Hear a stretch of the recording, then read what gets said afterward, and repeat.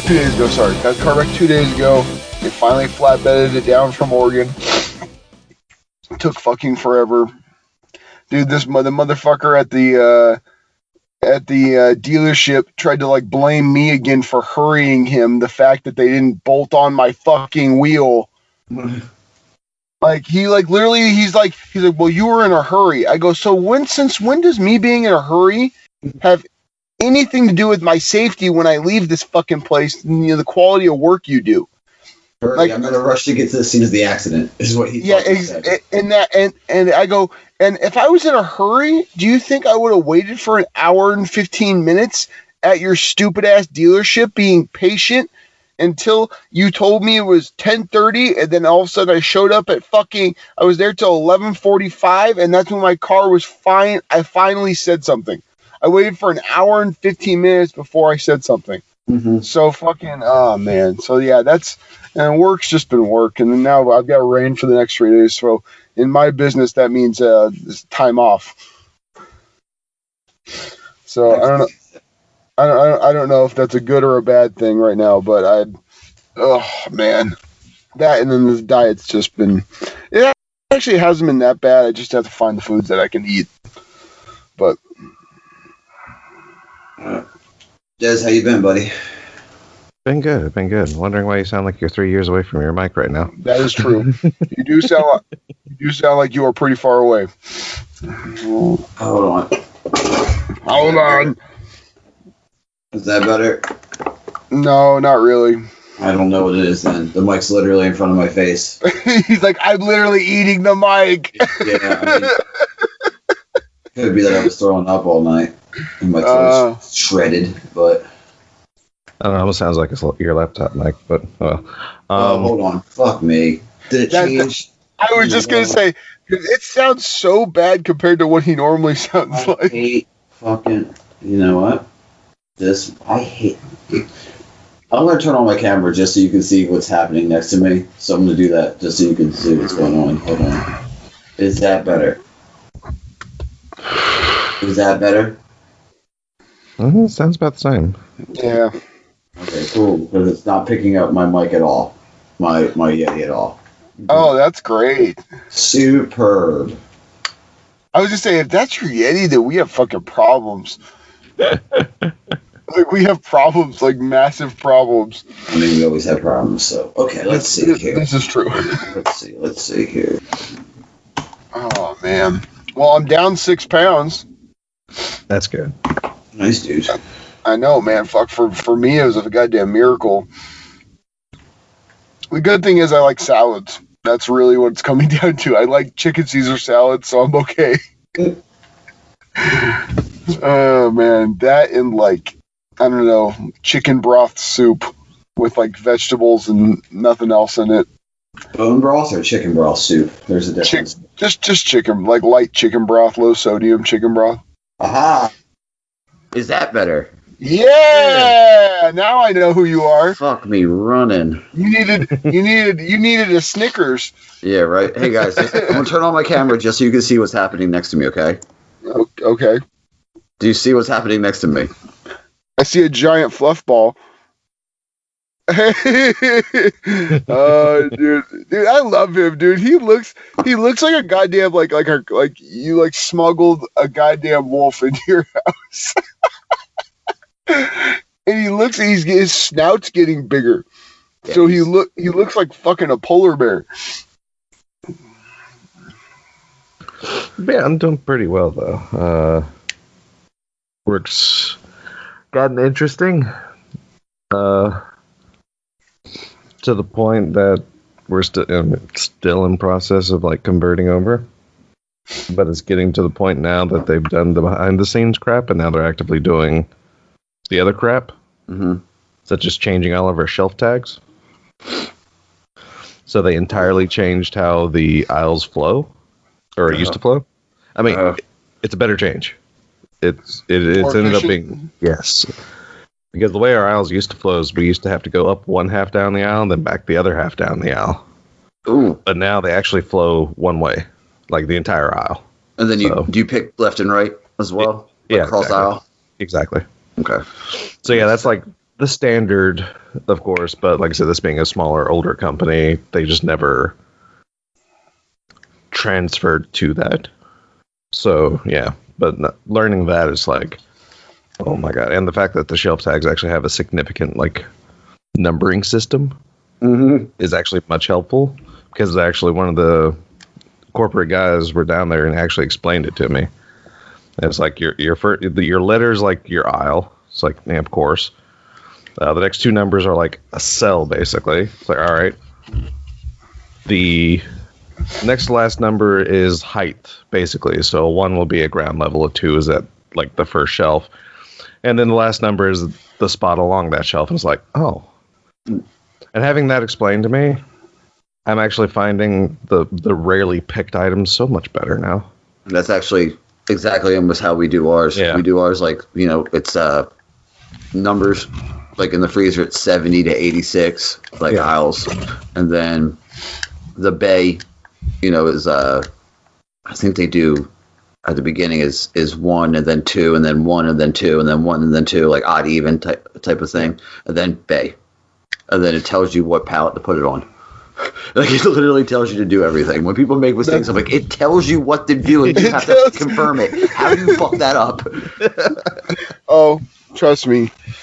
That happens all the time, dude. With my fucking cart guys, that's exactly what it is. I tell them, I literally show them what to do on something I'll spend 20, 30 minutes showing them what to do, and then literally one day later, it's already getting fucking morphed and destroyed by these goddamn incompetent assholes.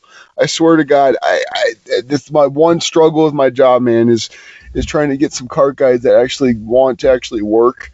I know it's a crazy concept that when you are on the clock, I expect you to actually work, but fuck, man. God. It's starting to. Oh yeah, but speaking of those people, also my annoyance has put it in his 2-week notice. So nice. That's always a great feeling when the person you fucking hate is leaving. Mm-hmm. Oh fuck. Yeah, that made me super happy. I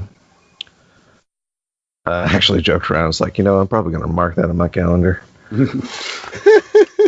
I might like collect a fund to send him a going away party. Not for him, for me. I had that feeling you were going to say that. It's not for him, it's for me. I'm gonna bring a cake. It's fucking great. It's fucking great. It's gonna be great. That is a celebration, man. It's a celebration. It's a celebration, Pretzel. Yeah. But I've been sick and still working because I'm a sociopath. That's what you have to do, man. Yeah. It's the way of the world nowadays, man. And then my knee's been killing me. Yeah, I'm sure. And I haven't been, on the medication as heavy as I was. So yeah, it's a work in progress. A buddy of mine suggested CBD oil. Hey, man, it works real. My mother-in-law, the most straight edge woman on the planet, uses it on her knees, and it takes the edge off, man. I mean, she says it doesn't make him feel like there's nothing wrong, but she says it takes the sharp, it kind of dulls the pain out a little bit, man. So I would totally. Yeah. They've got the roll-on stuff. You just roll it on, and that's where it's at, man. And it's not that expensive either. CBD is not that expensive. We went. There's a place down not down the street, but a little bit down the ways from us that is like a CBD dispensary, I guess would be the best term for it. Yeah. And I mean, when I go to the doctor's and he's like, describe your pain to me, and I'm like, the best way I can describe it is it feels like a hot screwdriver is in my knee at all times, rooting around in there. And the doctors always have the same response. That's not supposed to happen. Well, no shit. You went to school for how long to figure that out? Fuck, man. Where have you been all my life? Doctors. I thought it was normal. Dude, it's actually pretty cool. It also actually helps. Slightly, it does help anxieties. So. Oh, that'll help as well. It's because you know what it is, right? Yeah, I know exactly what it is. Yeah, for those that don't know, it's basically half of the stuff that makes you feel the way you do when you smoke pot. But you Yes, don't, the you non-psychoactive. you don't get high though. You just get the beneficial pain. Yeah. Your pain goes away, anxiety level goes, your blood pressure goes down. It's a very good thing. Yeah, it's not an illegal substance. Also because the FDA, I think, also has not like classified it as such, and it's not on. It has no current plans to be on a review board either. So for the foreseeable future, it's a perfectly legal, okay substance. Dude, I know a lot of ex-football players, guys who are in the NFL who have, reservations about smoking weed. They just do that because it is the effect. I mean, it's scientifically they've backed everything up. They show the effects on your body, and it is. It's been a long time coming, man, because this shit should have been legal a long time ago. As far as CBD, they shouldn't have any problems with it, and it was sad that it took so long because it's a very good product. Yeah, Instead of using a shit ton of painkillers. Yeah, I mean, it works like really well because there was one time I know I had like some severe backaches at work, and a friend of mine's like, "Have you heard about CBD?" It's like, "What's that?" And so he had like this dropper bottle of it. And he's like, "Take a full dropper of this, put it like under your tongue, and see if that like." Of course, after he explained what it was and the fact that, like I said, it's not on like any kind of board review for the foreseeable future. After I was convinced it was legal, after knowing where it came from, it's like, okay, yeah, I'll give it a shot. Yeah, he's not just giving you he's just not giving you fucking weed oil. He's like, yeah, you feel great. Yeah. It's just some THC, baby. Well, Des, at least you're better than me because I would just be like, all right, whop. like that guy at your fucking work who's hopping on the weed pen. Yeah, dude, that guy's my fucking hero. Mine too. I've got one of those too. He's also coincidentally the guy that let me try the CBD oil. But anywho, but no, like I said, it didn't take away the pain, but it just made it like the best way I can describe it is made it to where it was like my body could manage it better. Yep. It's like I could still feel like kind of the ache and the fact that, something probably wasn't quite right, but it was bearable. Yeah. If I tell you what I was taking, you guys would be like, Jesus Christ, dude. Yeah. If I can get it to work, it's great. But also, fun little fact here, New Jersey has the medical program. And I came in, I was like, hey, there is some psychoactive CBD, and I accidentally, when I went in, I was like, hey man, I need some I need CBD, and the dude was like, okay, and obviously with 20% disability in my knee, I have the card for medical if I wanted to. I don't because my job's like we don't recognize that. We'll fire you if we piss test you. Yep. 100%. And I'm like, okay, cool. I can understand that. Whatever. You don't want people blazing out. Don't look over there. Hey, Steve, I see you, buddy. When I went in there, I was like, yeah, I need some CBD. And he was like, okay, cool. For what? And I told him, I was like, I'm 20. I think it's like 22% disabled in my knee. I'm in a lot of pain. And he was like, all right, cool. Do you want gummies or a tincture or anything like that? I'm like, and as soon as he said tincture, I said, of queen's foil? and he looked at me like he knew what I was talking about. If he would have, dude, that would have been the most random Destiny reference. It would have been hilarious if he was like, oh yeah, this will send you to the Ascendant Realm. I'm like, ooh, hello there. So, dude, that's a great name. That is a great name for. Okay, we're going in. Is it for a weed strand? Would be tincture of queen's foil. Oh my god, because that shit sends you to the Ascendant Realm. Oh my god. Actually, queen's foil would be an epic name for a nice strand. Yeah, it would, right? Queen's foil. Wow, we are terrible. All right, hey, it's legal here in California. But it was funny because he was like, what are you looking for? And I told him, and he gave me a little. He was, it's. I wouldn't say it's expensive, but with what's going on, it got kind of. And he was like, "Oh yeah, man, here I'll give you I'll give you a couple samples." And I'm like, "Cool." And he gave me like a little maybe like 3-inch tall stubby can of like this roll stuff. I haven't used that yet, and he gave me a bag of 3 gummy bears. And I'm like, cool, man. Thanks, I appreciate it. He's like, oh yeah, man. Anytime you need me, just come back in. And I'm like, all right, man. What's your name? And he looked at me. He said, oh man, my store name is Moonbear. I'm like, what's your real name? I'm a 36-year-old man. Moonbear. And he was like, we don't. It's kind of a new agey thing. So I mean, New Jersey is just kind of backwards when it comes to things like that. And I'm like, all right, cool. That's more like freaking some hippie stuff from the 60s. Yeah, that's what I looked at him. I'm like, all right, well, I mean, he was a white dude with dreads and he had milk jugs in his ears. So well, I'm like, there you go. I'm like, cool, man. So when I got home, I was like, man, I'm going to try these gummies. First thing in my head, I'm going to try these gummies because, Buster and gummy bears goes together like milk and cereal. You have a history with gummy bears. So. I should have known better because I ate a whole one and got sent to fucking Pluto. And then afterwards, when I told my buddy, I'm like, yo, man, I took these gummy bears and like I'm fucking zooming. And he was like, oh man, you didn't see that Joe Rogan special? And I'm like, no. So he puts on the Joe Rogan special. I think it's Triggered is what it's called. And he talks about like the gummy bear the edibles in California. And he's like, I asked the guy how strong it is and how much I should take. And he goes, and he's like, how strong was it? He made like a stink face, like, somebody farted in his mouth. And he was like, oh, and he's like, how how strong are they? And the guy was like, El Diablo. He was like, how many should I take?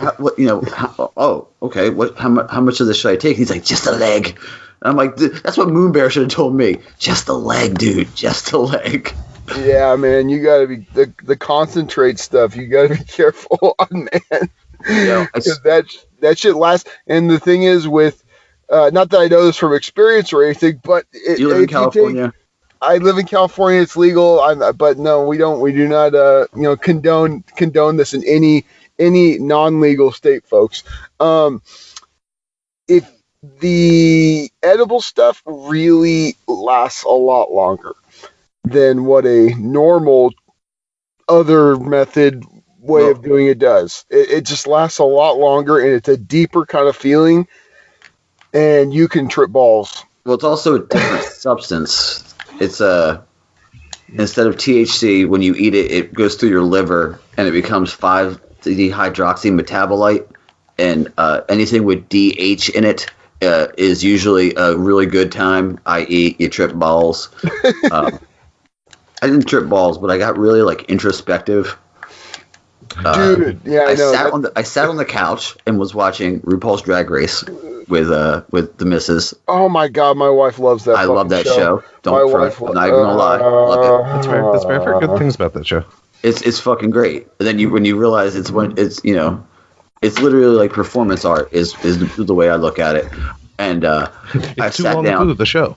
Yeah, exactly. It's really too long the show. Exactly. And it's like The Voice and The Apprentice and the UFC all together, because they're dudes. They still fight like dudes, just because they might be homosexual, but they still fight like men, And I was sitting there, and Pete was laying on the couch, and he put his head on my lap and looked up at me, and I looked over at Jess, and I started to cry. Oh my gosh. Because in my head I heard, this is my home, this is my pack. And I'm like, oh my god, I'm so interested. And then she was like, dude, I got teary-eyed thinking about it right now. Like, I really was. And then I literally said, it was so funny because she told me, she's like, you said, and I quote, I should call Des and Gorilla and let them know how I feel about it. Well, I know first and foremost, if I called you, like, I have your phone numbers, or at least a way to contact you. Like, hey man, what's your phone number? If I messaged Des and said, hey buddy, what's your phone number? The first thing you're gonna think of is, oh god, he's gonna die or something weird. Like, what is he in jail? What did he do? Hey, I'm not gonna lie, that's what I would have thought if I would have got a message from you. Hey buddy, I need to call you. I'd be like, fuck! No, not right now. Don't. No, I don't want. I'm not ready for this. Everybody gets one. Tell them, Peter. Well, apparently, everybody gets one. Oh man! But that's been my trip because, like I said, I've been feeling like shit, and just the other day, finally, I've been feeling better. So, how's your weeks in Destiny been, guys? Or non-existent for some of us, i.e., me, except for yesterday and today. Go ahead, Des. I did things. I did a lot of things. Because as we know, I guess I'll go ahead and kind of talk about the elephant in the room. Bergusia Forge. Bergusia? Don't know. I say foreign yeah. in English. Bergusia. Yeah, I mean, it opened. It's a thing. Niobe Labs happened. Mm-hmm. It was not a dungeon. It was a giant puzzle. All I'm going to really say about that is for people that think this was an event created for big time streamers to, get their content out of. For one, then you've never watched someone trying to solve the puzzle before. Yeah. It's awful. Bashing your head against the fucking wall.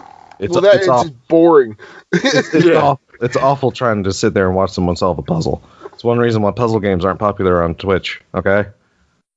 Let's just get that out of the way. It's like watching someone do a goddamn jigsaw puzzle. and which that might actually be more interesting. But, and B, I mean, for the questions like, but Raven, who do they make it for? When he does that. Dude, that fucking voice. It makes me laugh because it's the voice he uses when he did his breakdowns of the Paladins champions. But Dad, Raven, what happened with the gun? Oh god, it's like Scarlett O'Hara and shit. But yeah, it comes down. Let me point you people to r/raid secrets that had all of this crap.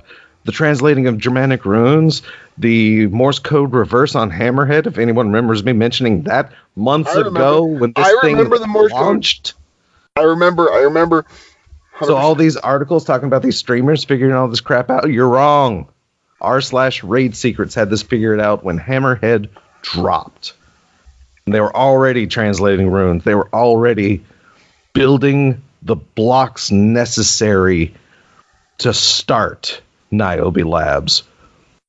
At least a month before. Yeah, suck it, streamers. You're not smart. I mean, some of them are, but I mean... Well, yeah, okay, some of them are. I mean, some of them are. I mean, Glad apparently got the... It has been solved. Glad apparently has the first solve under his belt. What I do like about that is he went to Twitter and thanked the community.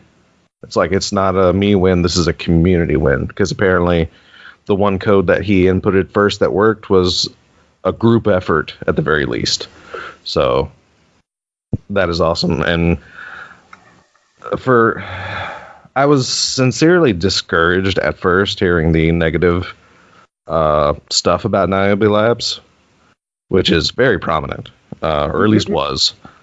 But then once it was over, I mean, because it came down to the fact, it's like, oh, this isn't content for us, this is content for streamers, this is content for these people. I mean, the raid secret guys haven't had anything interesting to do since Outbreak Prime. Come on. They finally got a piece of meat, and they're like, let's eat, motherfuckers, it's time to go. Like I said, they already had, like, the building blocks for this crap, because they knew something was up. So, I mean, that's who this content was for, were those guys who, again, haven't had anything massive to break through since Outbreak. Look, they gave me another forge. I'm down for it. Yeah, well, the forge was decoupled from the puzzle because there was a lot of complaints, and I know. I understand Bungie's stand on it, but at the same time, I do wish they would have stuck with their guns. But I see both sides of the fence, so it's neither here nor there. We got the new forge, Bergusia. Remind me to speak. I have a theory that was submitted to me by my wife, by Erin. about why this is. Oh, we kind of came up with this together, but she's the brains of the outfit here.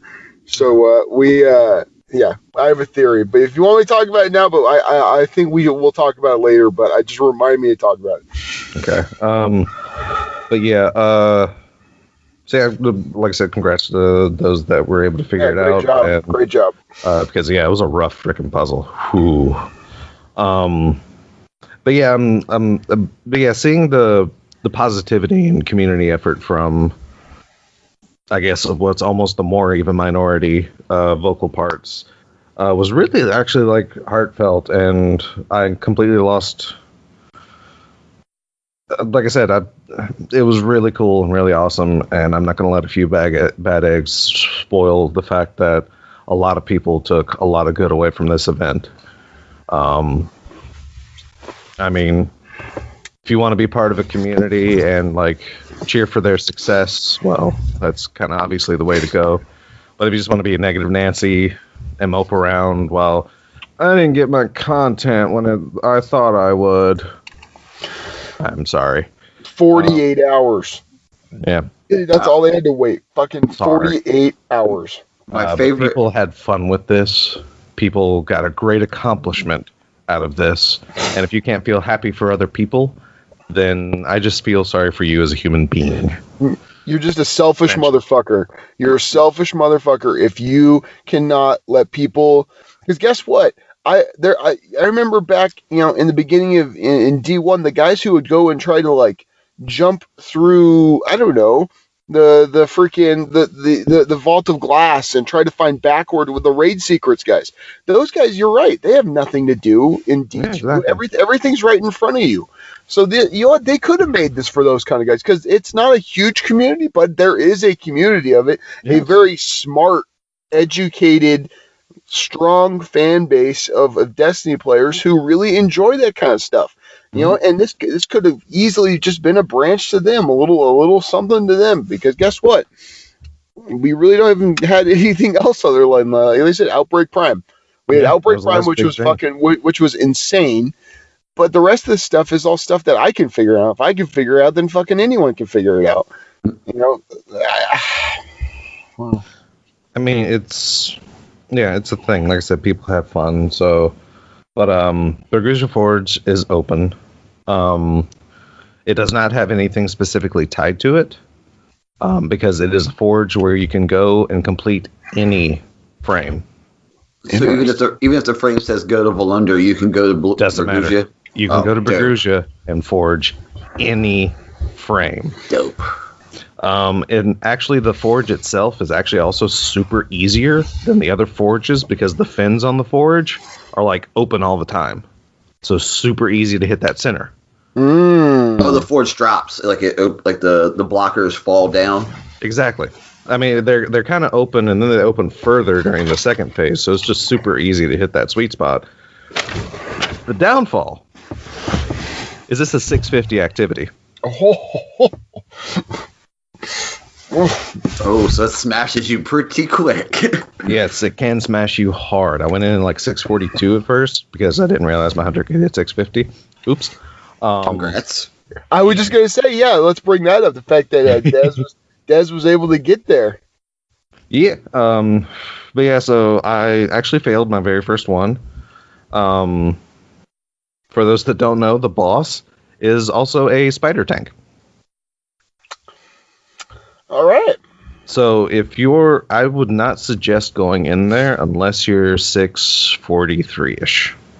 That's like about the minimum I would suggest going in. And if you want a super easy time, break out that Whisper. Because Whisper rapes that thing. Oh my God. I still don't have that gun. Stripes is trying to take your ass through, but you don't want to go with him. He keeps saying stuff. He literally keeps saying stuff to bring your ass through. He literally Stripes is staying persistent with this. He literally said you could just stand at the front and he will literally kill everything. But yeah, that is my suggestion. Like Whisper is like pretty much ideal for this boss because it's not even a shielded boss. It's just a spider tank. And a well warlock would help. I mean, it's not even necessary because I completed on my Titan, who was at 644, and then I had like a 643 and a 646 with me. But we all three had whispers, and yeah, it was gone in like 30 seconds. Also, by the way, Des, I joined you with the Hunter at 650 Club this week. Nice. I didn't know I had a helmet sitting in the Postmaster. So that's Warlock. That's Titan and Hunter at 650. All I gotta do now is my Warlock, and I don't even have the fucking the Final Forge unlocked on my on my Hunter yet. Looks like I got some work to do. But even though there's no specific weapon attached to it, there is an exotic attached to Berguzia. Much in the same way as Le Monarque. Berguzia, if you're forging a frame, has the chance to drop Jotun. I've heard that thing is sick. It has to be a powerful frame or a frame, period. I believe people are saying powerful, so that's the information I'm going with. But yeah, so there's that. And then, of course, your boy also called it again, the sniper rifle is attached to the box. Yeah. So it is a quest. Yeah, Izanami is attached to the lock and key box. Yeah, because I got the thing that's like go to the underbelly in the Leviathan. I'm Yes. like, I don't raid, you cocksucker. Give me something that I can do. Actually, that has nothing to do with raiding, and is about a 10-minute farm, even solo. I did it myself, and people say it was. I can look up on YouTube on how to get in there. Exactly. It's super easy, man. You could. The roughest part about the underbelly is getting into the underbelly, because you have to hit a series of switches in a specific amount of time. So that can be hard to do solo. But it's not impossible. Two people is recommended. I was able to do it on my Hunter.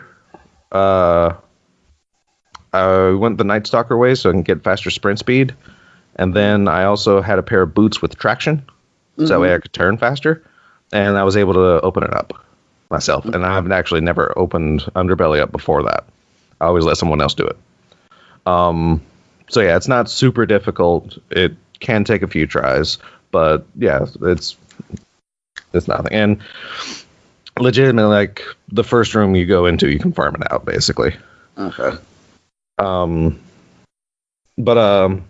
Yeah, so yeah, Jotun's active. Izanami is there for those that can finish it out. It is a sad week for me. Because I made a boo-boo. I had to relearn the lesson of locking the gear I like. Because usually I'm very careful about dismantling. Careful about dismantling. What you delete? My Chattering Bone. Oh! Yeah. The one with Outlaw Rampage. Oh! Yeah. Oh! Yeah.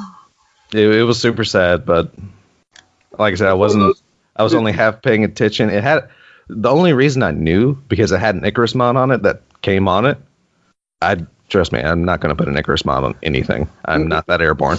So yes, I was dismantling a blue, and I had like looked away, and I guess like my stick moved or something, and then when I looked back up, all of a sudden I see Icarus mod like in my the reward feed, and I'm like, oh no. You get the cold sweats. Yeah, it's like, oh crap. Check my dim. The chill. And it's like, because I didn't see my Chattering Bone on me, it's like, well, maybe I put it in the vault. So check my dim, which was a little behind, and it's like, nope, it was on my Hunter. All right, rest in peace, fair enough. I should have paid attention. I should have locked it. PSA, lock the gear you like. It's there. Just click R3. They give you the opportunity to do so. Yeah, you're right. Yeah. I mean, I can only blame myself because, like I said, I was not paying attention. But yeah, it's a sad moment, but it happened. Oh well. Going back briefly to the whole debacle of this, the Niobe Lab puzzle being too hard. It was the first hour it came out, and someone was complaining. And shout outs to King Koala because you literally made me go, yes, motherfucker, tell him. He put it clap, has clap, been clap, one clap, hour. And I'm like, Yeah, you can't. If you complain over something being hard the first hour it's out, you're just complaining to hear yourself complain, and you get blocked. Welcome to 2019. I'm real intense. Get used to it. Because I'll either A, let you know how I feel. People have already experienced this. Or B, I'll just block you and not give a shit. Tell me I'm the greatest. I don't need to see your negativity or hear you complain about every goddamn thing that this game has to offer, but still say that you love the game. I don't need to hear it. So you get blocked, and then I see that you block a bunch of other people, and then I feel good about myself. So thank you. We don't drop names. We don't call out names. Yeah. They're not here to defend themselves. So. But you know who you are. I'm sure you know who you are. I'm sure. Look, I was more angry about this before the other news broke for the week, and it kind of distracted me from it. So I know, right. It took away my anger toward this because it became small potatoes. Yeah. But to hear the bitching, whining, and complaining about something that had literally been out for fucking hours, a day, even 2 days. I mean, this instant gratification society community that we have, it just annoys the F out of me. They want the world. They want the whole world. They want to lock it all up in their pocket. It's their bar of chocolate. Motherfucker. I also might have watched Willy Wonka this week. I was just if you remember that offhand and you haven't watched that in a while, that is an impressive. Dude, I love Willy Wonka. Like the boat scene still fucks me up. It's the greatest scene in cinema. It's pretty. Gene Wilder's pretty amazing. All right. Ad-libbed. Yes. It was ad-libbed. Yes. Which makes me question Gene Wilder, because whoever can ad-lib something like that, you got problems, man. Bro, Gene Wilder is one of my favorite actors. Honestly, I mean, him in Blazing Saddles alone. Dude, Blazing Saddles is one of my all-time. Let me see your hand. Man, you're steady as a rock. That's not my gun hand. Let me see your gun hand. Just shaking, slapping him in the face. Like, oh yeah, you are fun. Dude, I heard a voice that said draw, and I turned around, drew my gun. I was a kid. So what happened? You shot me in the ass. Dude, when Mongo punches the horse.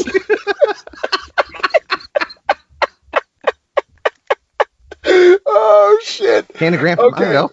Okay, right. Let's get back on me being angry at people. All right. Look, like I said, I'm not as angry as I am now because it became not as relevant. But exactly, it could have gone on for a week, and that's still reasonable. Like, it's not like I feel like people were acting like this is like the entire Black Armory expand, like down, DLC or something. They acted like there was some kind of thing they were being held out of. And what does it turn out to be? A fucking giant puzzle. And that's fucking it. It didn't, you know what I mean? Like, I think it's just goddamn ridiculous. And these people have no context for what they're saying. They don't understand the point of it. And you know what? Screw it. I'm just going to say it now. So I personally think this is, okay, spinfoil hats on, please. Spinfoil hats on. This is completely unsubstantiated. This is completely just me and my wife talking about the game that we love. What if this whole Activision Bungie thing, and I know they say it's been going on for a while, but that could be an easy cover. What if it was Activision that told Bungie, hey, you need to open this now? And Bungie was like, no, I don't want to effing do it. And then they said, no, you're going to open it because too many people are complaining. And they said, fine, we'll fucking unlock it. And then the next day, peace, bitches. Peace. I'm just, like I said, it's a theory. It's way crazy. But could you imagine if that's what it was? That was the straw that broke the camel's back? You know what I mean? I'm just saying, Could you? It would be nuts if it happened, but that. Yeah, it would be crazy. And the only thing stopping me from even, I mean, because they did basically break a contract. So, I mean, unless Bungie has an incredible legal team, that's not going to be a day. I get it. No, I mean, like I said, this is a big process, but maybe that was like, yeah, you know what I mean? It's not like a stupid theory. It's not like I just no. Like I feel like it was so they just like forced it out, and I didn't think the outcry, because I'm like I've told you guys before, I'm a part of a lot of Discords and Facebook groups and stuff for Destiny because I like to hear. Yeah, you are with your 300 open tabs when you sent me the screenshot, dude. That triggered me so fucking hard. I'm like 322. The fuck are you doing? The messages like, come on, man. I don't even know 300. I have that many tabs open. What? It was like whenever somebody drops like ats or hears or whatever, it was 322. Oh yeah. Yeah. I was fucking losing. I was like, who has that many? Jesus Christ. I was more shocked at that than the questions we were asked. There was a lot of downtime in my work, all right, God damn it.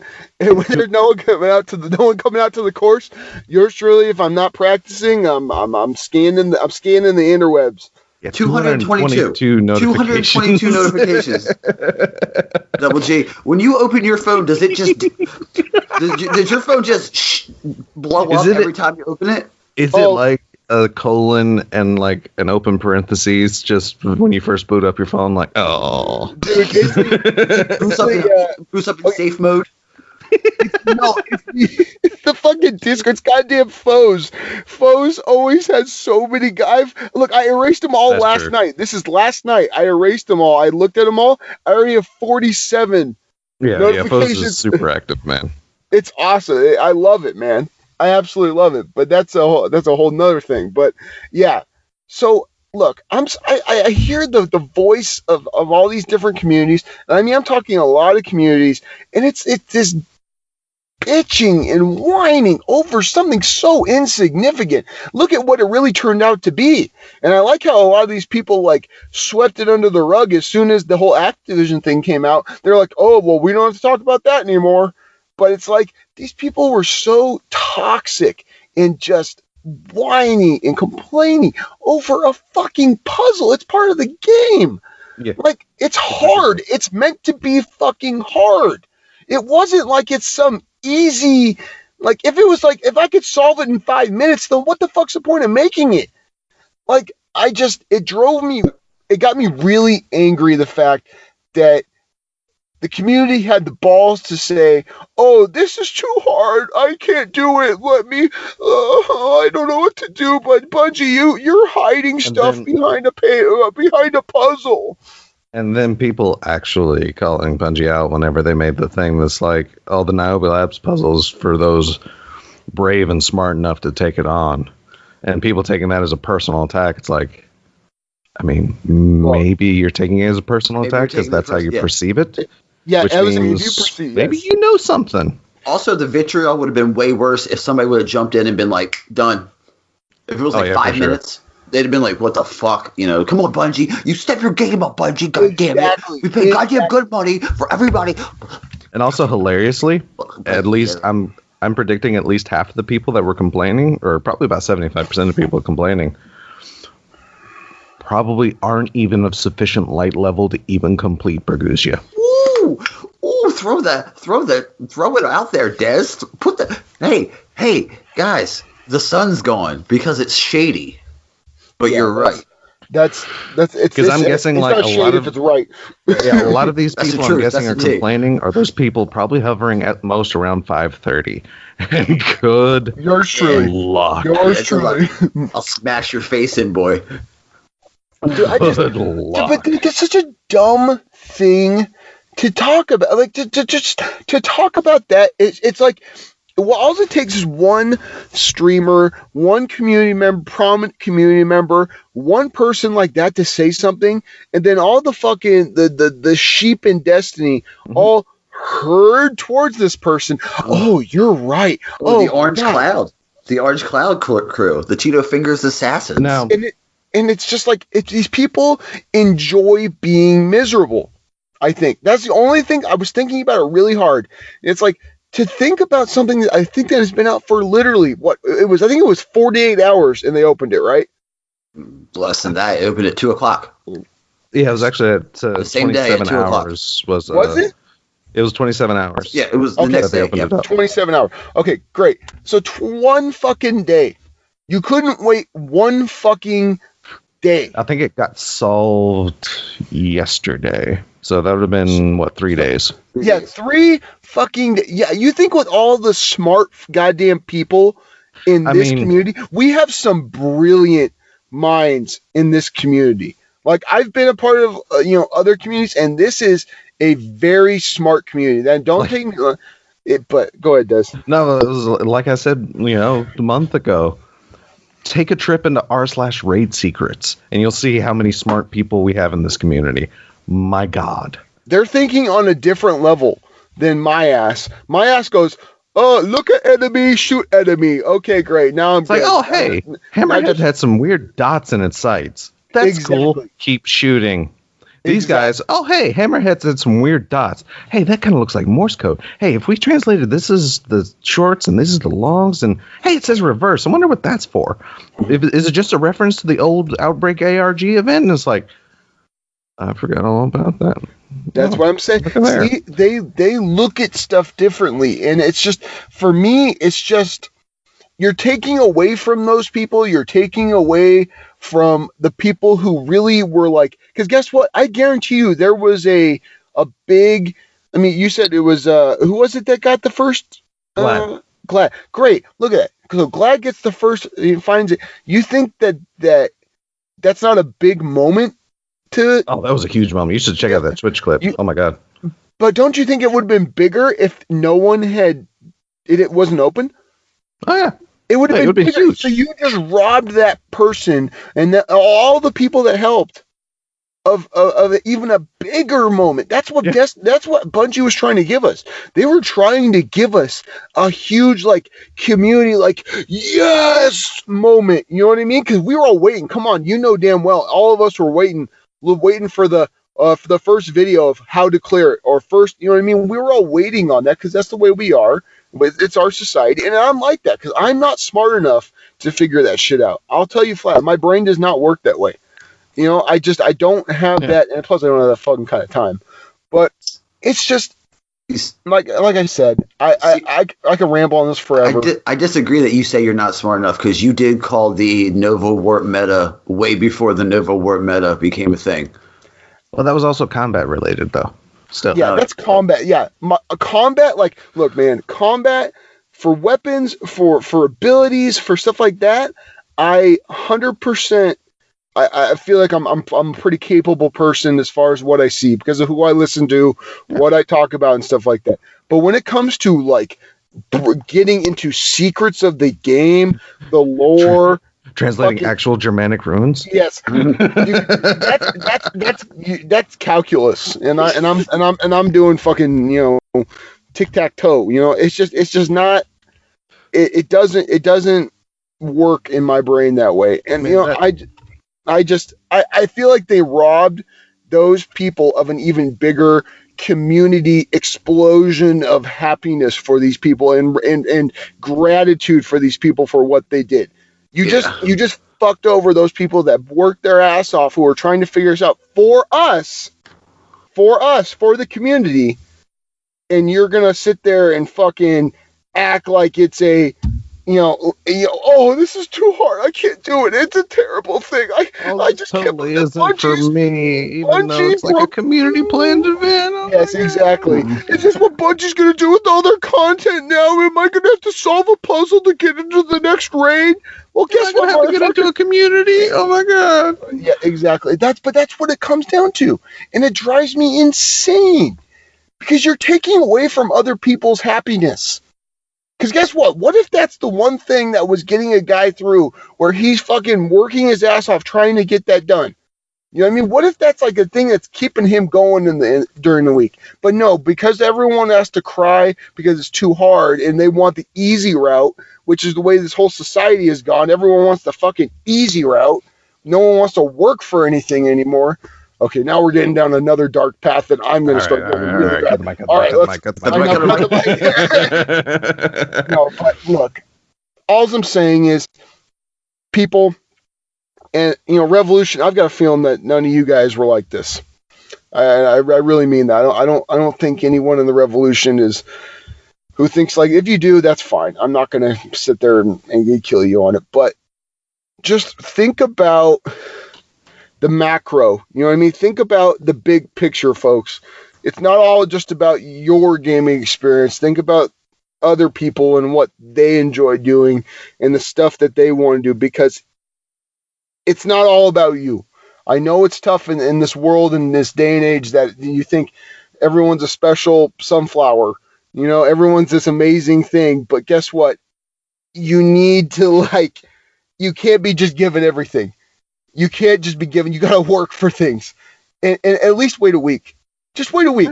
If you would have waited a week, if we would have gone a week, and fucking all of the amazing brains that we have in Destiny could not figure it out, then fine. Then I could see that. Yeah, I can see that. Not a fucking day. From one reset to another, if it still wasn't solved, I would agree of just decoupling the Forge from the puzzle, because at that point in time, that would have been a little ludicrous. What if the guys at Bungie really wanted to test the community? This was, I know, right? What if this was? This was to see our capability. This was a very easy test to see our capability of solving puzzles.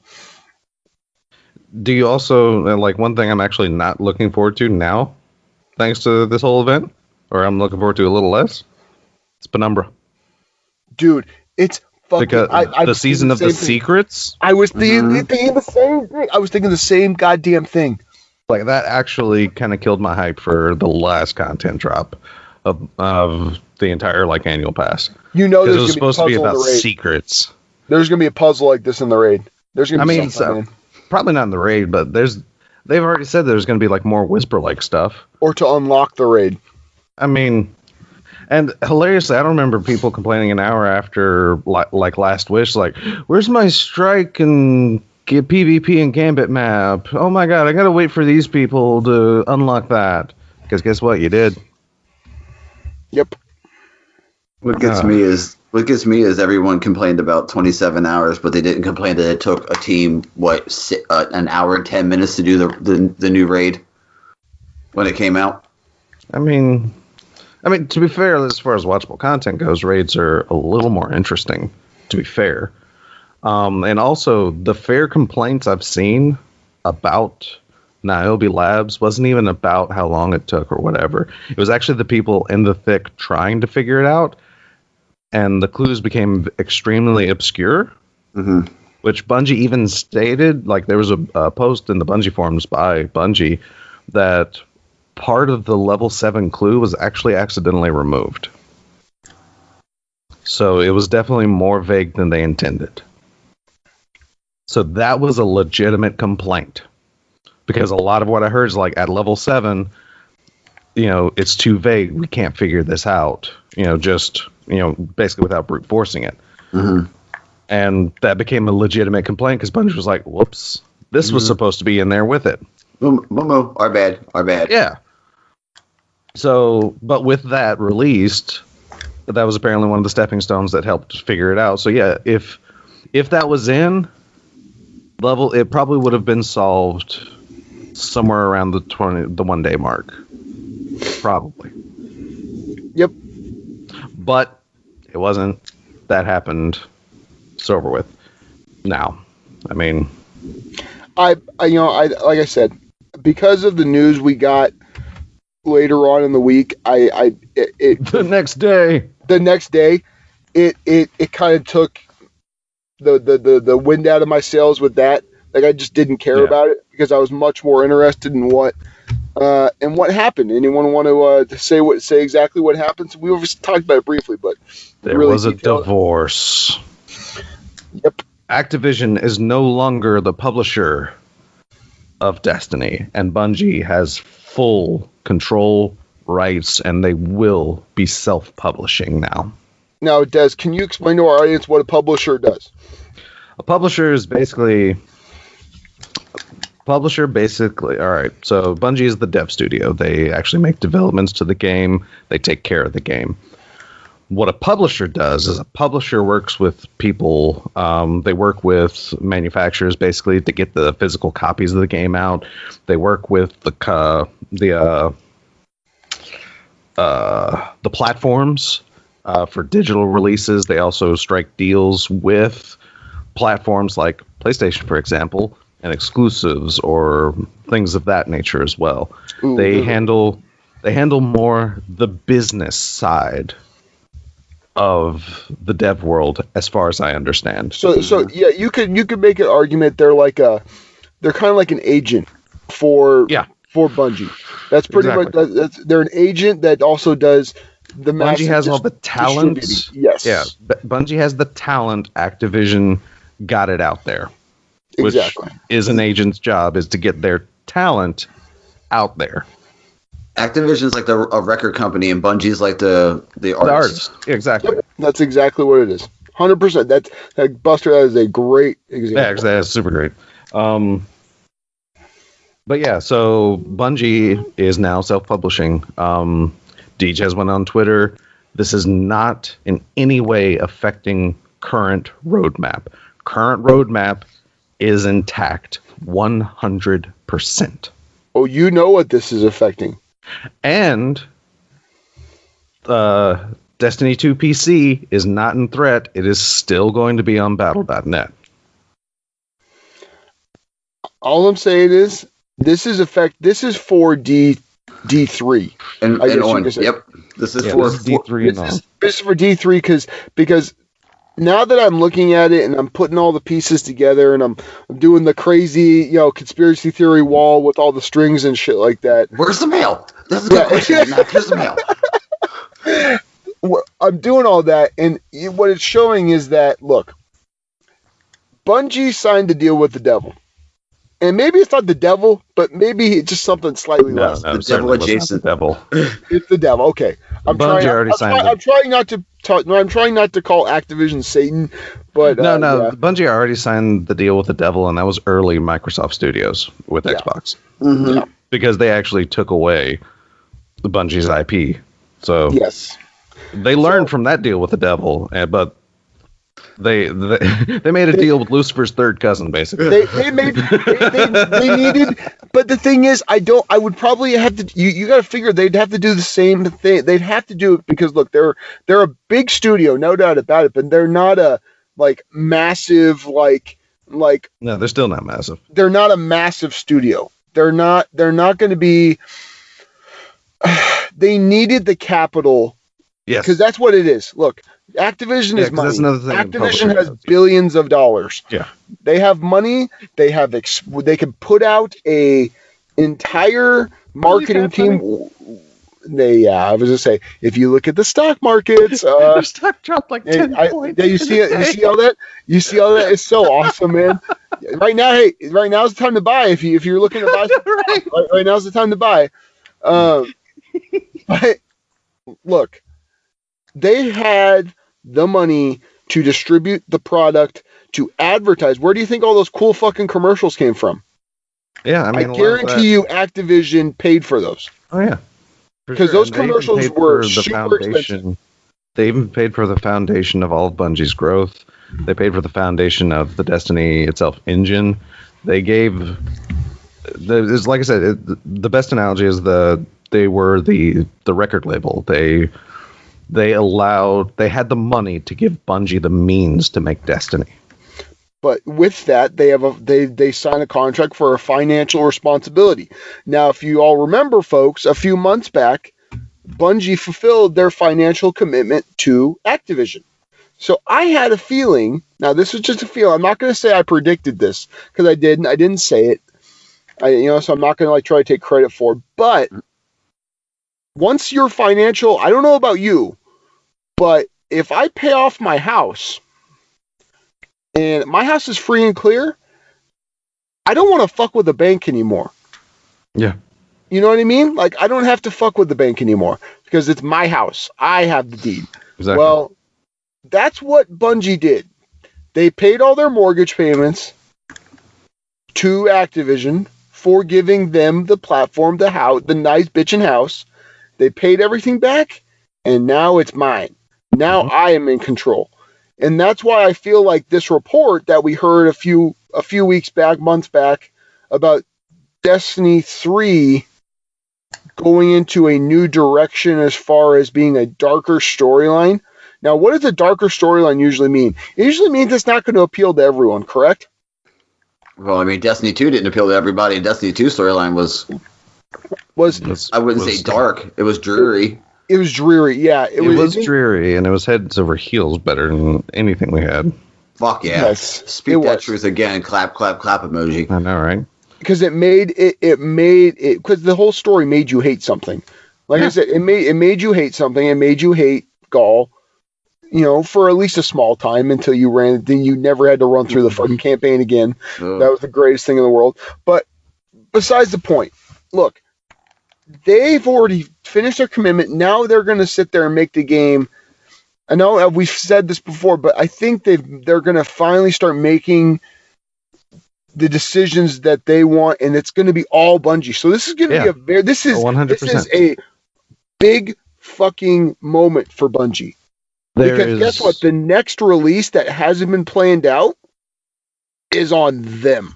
Yep, exactly. 100%. There's no blaming Activision. There's no blaming anyone. This is on you, mother. You better put your big boy pants on, which I think they have.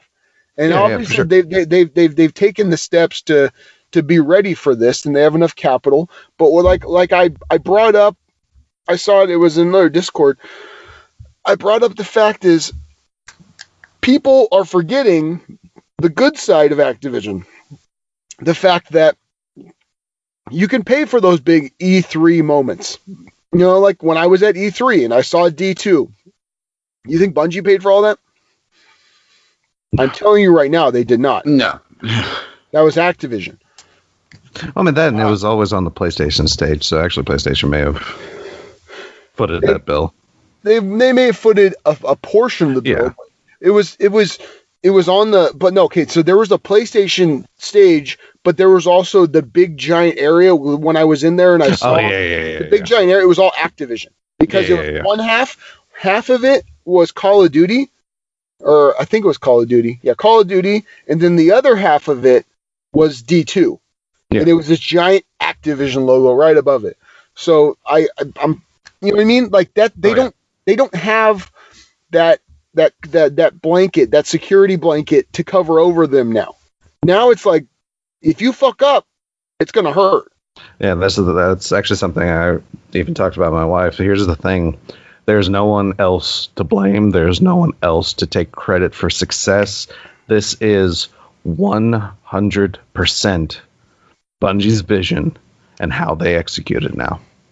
I'm excited personally. Like I'm cautiously optimistic. I was just going to say, Des, I'm right there with you. I am cautiously optimistic because God forbid this on every, hear me now. If they produce a turd for the next game, it's going to be all on them, and it's going to kill their studio. And I really mean that. It would be because they'd have to go crawling back to someone else. Yeah, this is pivotal for Bungie, right? In Bungie's history. This is legitimately a huge moment in gaming history. Because right now, Bungie's in a position, they're still considered an independent studio, right? But here's the thing. Right now is a very pivotal moment in, like I said, gaming history. This is the point where Bungie can break out and become a big, well-known studio known for their work 100%. Mm-hmm. Or it's where they can stumble and fall flat on their face and pretty much lose any reputation they've gained throughout the history of Destiny. Because if their next release falters, I mean, we'll be a Paladins podcast. looks like I'm going to be playing Paladins. But I mean, that's the thing, though. Because from the way they're talking right now, I mean, the whole thing is they were talking about this was a 10-year journey. I don't believe that anymore. if it does well, I can foresee Destiny becoming the next COD, essentially. Like, I was going to say like a COD or like a Madden. Just comes out every year. We're ready to go. Well, maybe not even every year. I mean, we may actually see releases similar to like Assassin's Creed. You know, this might actually extend development time also, because one thing that Activision was in control of as the publisher were release dates. Mm-hmm. And that's one thing that has been cramping Bungie a lot. If you hear, you know, the back channels essentially, is the fact that it's the crunch time, it's the dev time, it's those windows that gave them a lot of problems in the past. I would not be surprised if next year we didn't see Destiny 3, or even this year. I'm sorry, yeah, it's 2019 now. I wouldn't be surprised if we did not hear anything from Destiny 3 this year. I wouldn't be surprised if they pushed that back to maybe 2020. Yep, not as many resources. I would not be surprised, because, and not even like not as many resources, but they're self-publishing. They have the control of saying when they're going to release their product. So we could see longer dev times for better product. And so far in recent history, again, look at Assassin's Creed, which was doing the COD thing, one every year. And it was going downhill fast. They backpedaled. They stopped. They started making quality games again. And I've heard nothing but good things about both Origins and Odyssey. I 100% agree with you on that. 100% agree. I would not be surprised if more annual passes came out. That's what I was going to say. Would you be okay with more annual passes? If it led to a better like D3, I would be okay with another annual pass. That's why D3 is so important. Yeah. That's why D3, because you just hit the nail right on the head. If this game launches well, that's going to pave the road for everything else that happens. Exactly. If it launches bad, it's also going to pave the way for everything that's going to happen. It's going to, you got just a dividing point. Like you said, it's a pivot point. But here's my thing. So they're in control of their quote unquote destiny. What? So I had to get that one in there. I don't know why. But so look, they went to this model of giving us a roadmap that's really fucking big and pretty in depth compared to what we used to get. At least in my personal opinion. I could be mistaken there. But it's much more stretched out, correct? Like there is not a shortage of shit to do. Look at my fucking what I have to do and realize that. And right now I'm playing as a casual gamer just because I was up in Oregon and shit's fucking crazy right now around my house. Yeah. But I see this now, and there's not a lack of shit to do. We talked about longer development times for games. Well, this could be hey, we're going to see how much we can get away with. Not get away with, but how much time we actually have.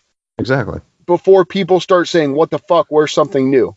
Yeah, exactly. Because here's the thing. If we go through like another annual pass and they come out with an amazingly received D3, then that's going to basically make that stretched time worth it. Mm-hmm. Exactly.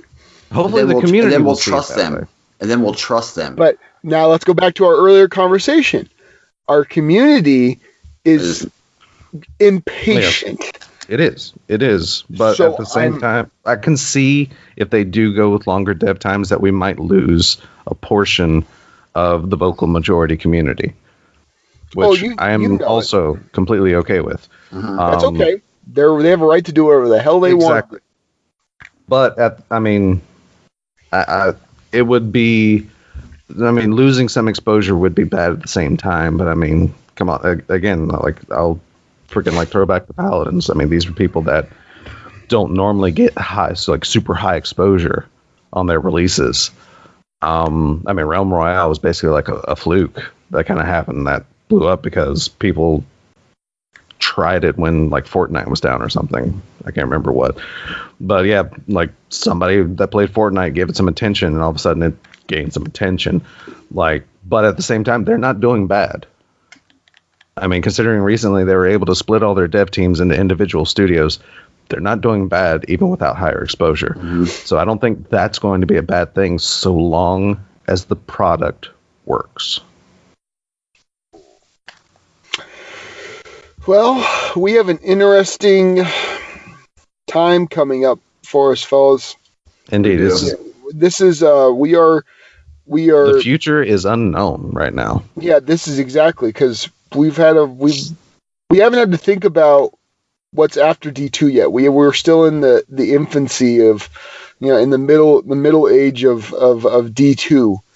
So this is by Activision's schedule, D3 would be announced and released this year. Yep, 100%. But again, Activision is no longer a part. So I think that's probably the biggest reason why there was the split. It could be. That and the Activision earnings call where Destiny was not performing to our expectations. I'm just like, screw you, buddy. Yeah, because they didn't have boxes. They didn't have loot boxes that required. I think somebody spent $400 to try to get a gun. Notice I said try, not succeed. And also, the fact is, here's another thing: a lot of people may expect like Eververse to go away now magically. No, don't think that. That's Eververse may continue as it is right now. But that's the thing; it's extra income. Like Bungie's going to need that more than ever right now. Yeah, I don't see them super pushing it like Activision would want them to. But they need. But it's still going to be there, dude. The Eververse is Bungie's side hustle. All right, they need that to fund. They need that's like their gas money. You know what I mean? They need that. They need that shit. And honestly, it has no effect on your ability to play the game. No. If you have a problem with Eververse, that's a you problem. Because I don't have a problem with it. I don't know about you guys, but I haven't spent I don't know. If you spend a dime on this, you can do whatever the hell you want. But I haven't spent a dime on buying any kind of silver or anything else. I still have the silver that they gave you for free. I haven't bought that. Yeah, I haven't bought that because I don't feel the need. Like I need if I see something that I really, really like, then yeah, I'll buy it. But they give you all that bright dust. I get everything I fucking want. I may have spent $5 in the entire lifetime of D2. There you go. And that's And they love you for it. And they love you for it. I am ominously silent on this one, folks.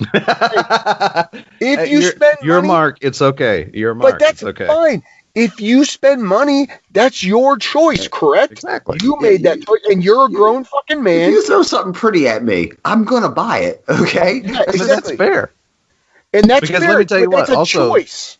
If my income was a little better, I'd probably have spent a little more than $5. I'm gonna be honest. But there you go. I mean, but guess I'm what? gonna be honest. But did you need to? Did you need to? Buster, did you need to? I know you spend money, but did you feel like if you didn't have that, you were not going to be able to play the game? No. You did it because it was your own personal thing and it made you fucking happy, right? I said, Jesus Christ, I want that. And I got it. And there you go. Great. And I still have it. I still have it equipped. So there, the hate for Eververse, I think, is completely unfounded now. You know, if it was something where like you needed it to like unlock the forge and you need to spend money, then we'd have a problem. Like if you had to spend $5 to get, I don't know, I don't want to say Gallahorn because that's so trademark, but like one of the weapons of sorrow, like Necrochasm, and you had to spend $5 to get it. That I'd have a problem with. No, if you had to spend $5 to get like a masterwork on a weapon or something like that, to make it like that's how bad things can get, folks. Coming up in Season of the Drifter, Thorn for only $16.99. Mm-hmm. That would be an issue. Yeah, I'd have that problem because you need the collections to maybe get like a title. You know, that's where I would have. That's where my big issue would come from. Yeah, but you don't need it. No, you don't need it at all. No, but I want it. Exactly. Exactly. And it's there for you, for the people who want it. I mean, yeah, and basically my only advice ever is spend what you can. Yep. If you can get away with $5-10, do it. I mean, if it's something you enjoy, get it and do it. That's all I can really say. Do it now. Do it. Do it. Feels Do it. good. Skywalker. Anyway, Fulfill your destiny. I was gonna say. I'm so glad I didn't say what I was gonna say because I was gonna say something real fucked up. I mean, yeah. It's me, so it would Oh probably yeah, be what like- else is new? Water is wet, the sky is blue. Yeah. So, moving on, the Activision Bungie news delayed the TWAB by a day. Didn't hear anybody complain about that one either. Anywho. So, Dez, did you brew a cup of tea? but, so, TWAB. Bergusia's out. I mean, we already covered that. So, blah, blah, blah. Interesting news, though. Very interesting is they give us another preview of what's coming in 2.1.4. Josh Hamrick already told us about some of the like weapon tweaks they're planning on making and sandbox tweaks. This is from designer Dan Gennady? Dan G.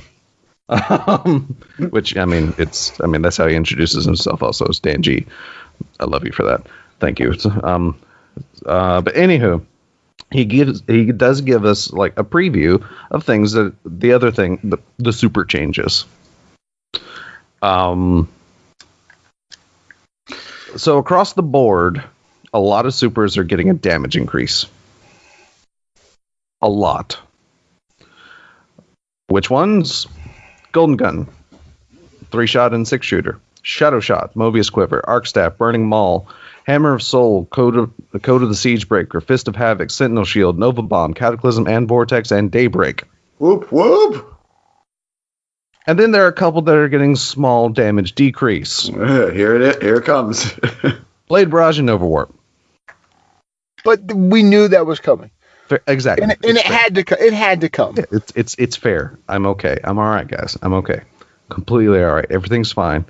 Everything's fine. Put back on your Nighthawk desk.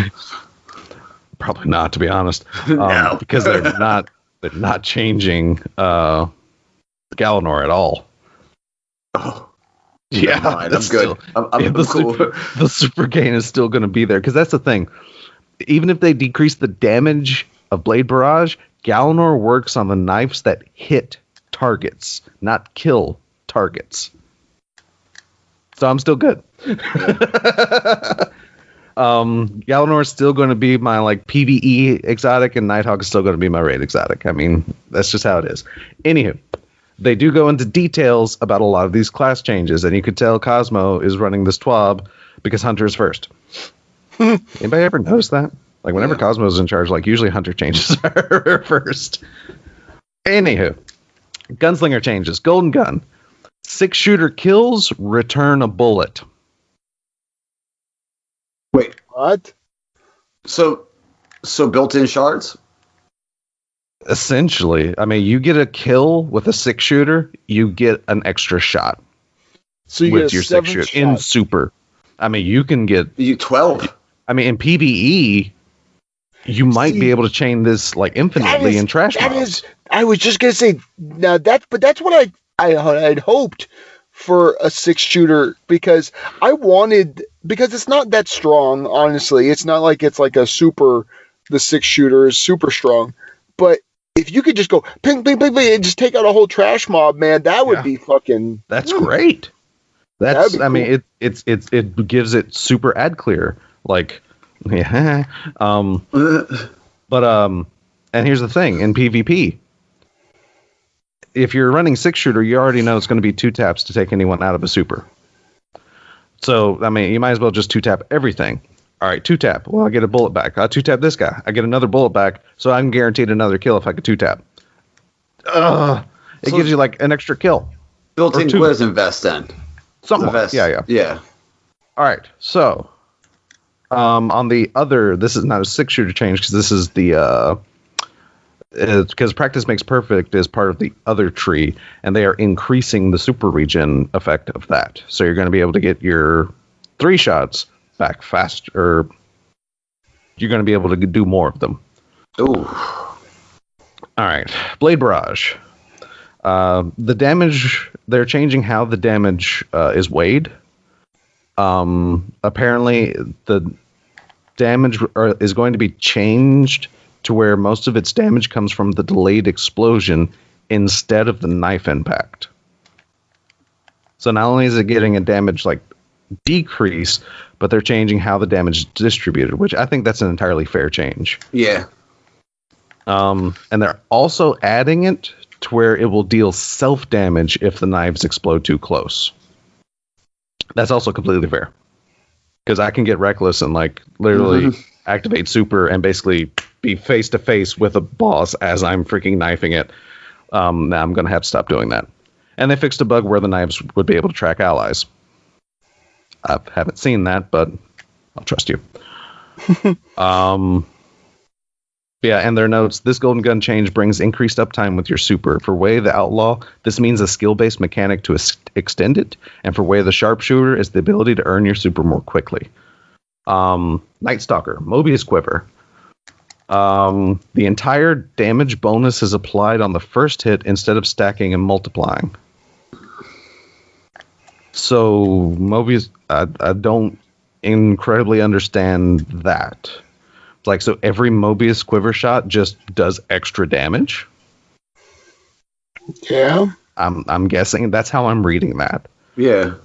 They are also increasing the tether radius and lifetime. And they're making it easier to fire successive tethers. So whatever that means. And Spectral Blades. Hey, you remember that change to Spectral Blades they made? Well, they're turning all that back down a little bit. They're decreasing the damage resistance and stealth, and they're decreasing or slightly decreasing the duration of super while invisible. So they're making Gwezn Vest way stronger. I mean, yeah, Gwezn Vest does increase your super going invisible after a kill, but if they make that time a little less just in general, it's going to make Gwezn Vest more attractive for sure. But it's not going to last quite as long. Yeah, because that thing is dumb. I think it's dumb. Arc Strider. I love this change because it's something I already do. Super damage is now more heavily weighted toward the heavy palm strike attack. No attack damage was reduced, but much of the added damage for this super went into the heavy attack. And they're also increasing the lethal current bonus damage. So it's going to make sense to do that.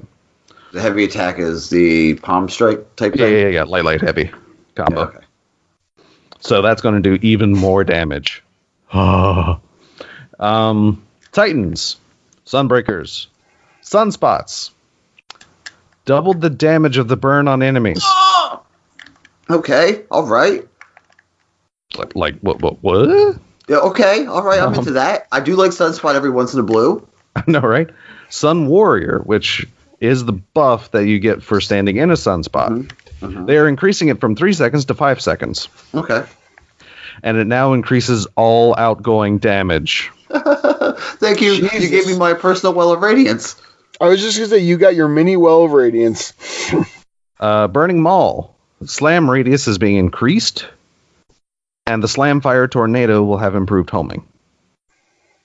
Decent changes, I feel. Decent, yes. Sentinel. Super damage will be more heavily weighted on the heavy shield charge attack. Again, no damage was reduced, but they're adding all the extra damage to the shield bash. Striker. Terminal velocity. I don't think it's coded the Earthshaker. I don't play Striker enough to know which one that is. But there are actually now 3 tiers of bonuses for terminal velocity. The amount of hang time for each tier has been reworked, and each tier of hang time now causes 4 damaging shocks instead of 3. And the damage for hang time bonuses has increased significantly. So they do go in more detail. The first tier is now easier to achieve. For the second tier, you'll probably want some high ground. But if all you have is flat land, a directional slam near the peak of your lift can proc it. And finally, there's a new third tier that will require some serious height to activate. So yeah. Okay, so hang time, it has to be the new class, the new subclass. Actually, this is Earthshaker. I think because there is it just hit me in memory, but there is one that has your slam does increase damage like from the higher up. Oh, it's the top tree. Yeah. And then there's Trample. The light shoulder attack cost super has been reduced by 85%. Oh my god. Trample can now trigger every 0.5 seconds instead of every 1 second. So yeah, your super shoulder charge, you can do that way more. And like the dev said, it actually almost it basically turns it into a mobility option because it's very cheap to do, very fast to do. So yeah, cover more ground. Fair. And then on to Warlock. Dawnblade. Changes. Super duration increased. Thank God. Thank God. That freaking super ends so quickly. It's the only one I love flying around and being like super fast and chasing after people, but it does not last that long.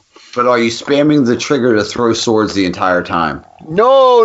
I'm not an idiot. Okay. Well, a lot of people are. So a lot of people, that's like the main thing I see when people do that in PvP. It's like, cool. Yeah. I'm just putting it in comparison to like say like a Spectral Blades or like a Nova Warp or it does not last as long. It's literally them Ichigo Gasuga showing the entire time. You're like, hey, I'm just sidestepping. Please stop. So yeah, Voidwalker. That's the only Dawnblade change. Voidwalker, Cataclysm. They are increasing the detonation radius. Oh! Cluster damage is being increased. Nice. Improved cluster bomb homing to make it more consistent against single targets. Oh, fellas, I've got a bad feeling about that one. Cluster bombs no longer detonate one another. Oh. So you're getting more consistent single target damage out of Cataclysm. Now, is it me? Do you think they just went to all the classes that are being not used, and they just buffed them up? Well, they touched everything. Yeah, they're touching a little, like everything that pretty much all of the old subclasses are getting touched in some way. Well, the old subclasses, come on, they needed it. They needed love. Vortex. The lingering damage is increased significantly. That's all they say. What that means, we don't know. Yeah. Nova Warp. Here we go. Slower movement while charging. Okay. Fair. Okay. Charging costs more energy and overall duration is reduced. Ooh, this is a big one. Damage resistance is reduced very slightly. That's an oxymoron. I'm very slightly going to stab you. You're still stabbing me, Dick. All right, and here's the big one. This is the PvP damage reduction. Charge detonation will no longer be able to one-shot another player in their super, provided it has damage resistance. Thank you. Which is fair. I think that's fair. Yeah, a lot of these changes are fair, I feel. It just means you're going to have to play your Nova Warp smarter, is what these changes translate to. Well, it just means you're going to have to get 2 hits.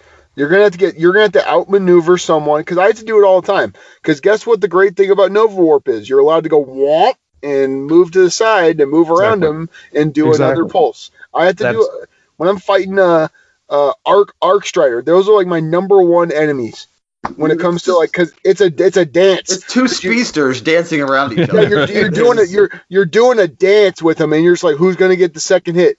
Because, usually whoever gets the first hit, you're usually in a good spot. But with the Arc Strider, they could come in and do that fucking combo shit on you, and you get fucked up pretty quick. But if you can move around with Nova and do your little wah and move around and then charge up, do a quick... What it's is usually it again? Wah. That's what... if you can do that, it's usually just one big blast and then a small blast. And that'll usually take almost anyone out. So it is what it is. It's not going to change my play style with it. I use it. I like Nova Warp a lot, but I also like Cataclysm. I like the other classes for Novalock. So I'm not too worried about it, especially with making the little fucking balls track more and do more damage. You're going to see some big time plays with that. Oh yeah, for sure. I mean, Cataclysm is already like great boss damage, and you're making it to where single target damage is better. Oh my god, I'm definitely running that in strikes. Yeah, exactly. So I love the sum up for Nova Bomb. Nova Bomb, now not just for large groups. Now for that one guy who pisses you off in the back of the map. Now for that one asshole with a sniper rifle. Yeah, the Nova Warp changes above are all small, but we think together they will help bring it down into a good place, a place similar to the supers that we're raising up. So yeah. And then Stormcaller is getting one change. They're increasing the number of targets for Chain Lightning by 1. Stormcaller is actually in a pretty good spot right now. I used it the other day. It's still very strong. If you can use the Ionic Blink and move around, you can make some big... there's a reason why it was like the Warlock go-to class before Nova Warp came out. Like, if you were playing comp, you were playing with that extended melee range, with being able to have a super that you can wipe an entire team with. Like, that's, I'm fine with that.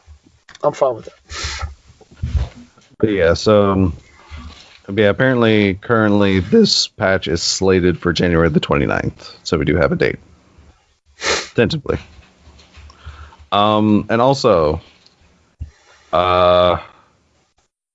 they're changing some things in the Crucible next week. They are going to be adjusting settings in competitive. Interesting. The change is scheduled to take effect on January the 15th at 10 a.m. Pacific. The World System team has been gathering feedback, blah, blah, blah. Anywho, they're making it to where your glory rank is going to be the most weighted part of the matchmaking. Okay. I mean, that's it. But that's pretty fair.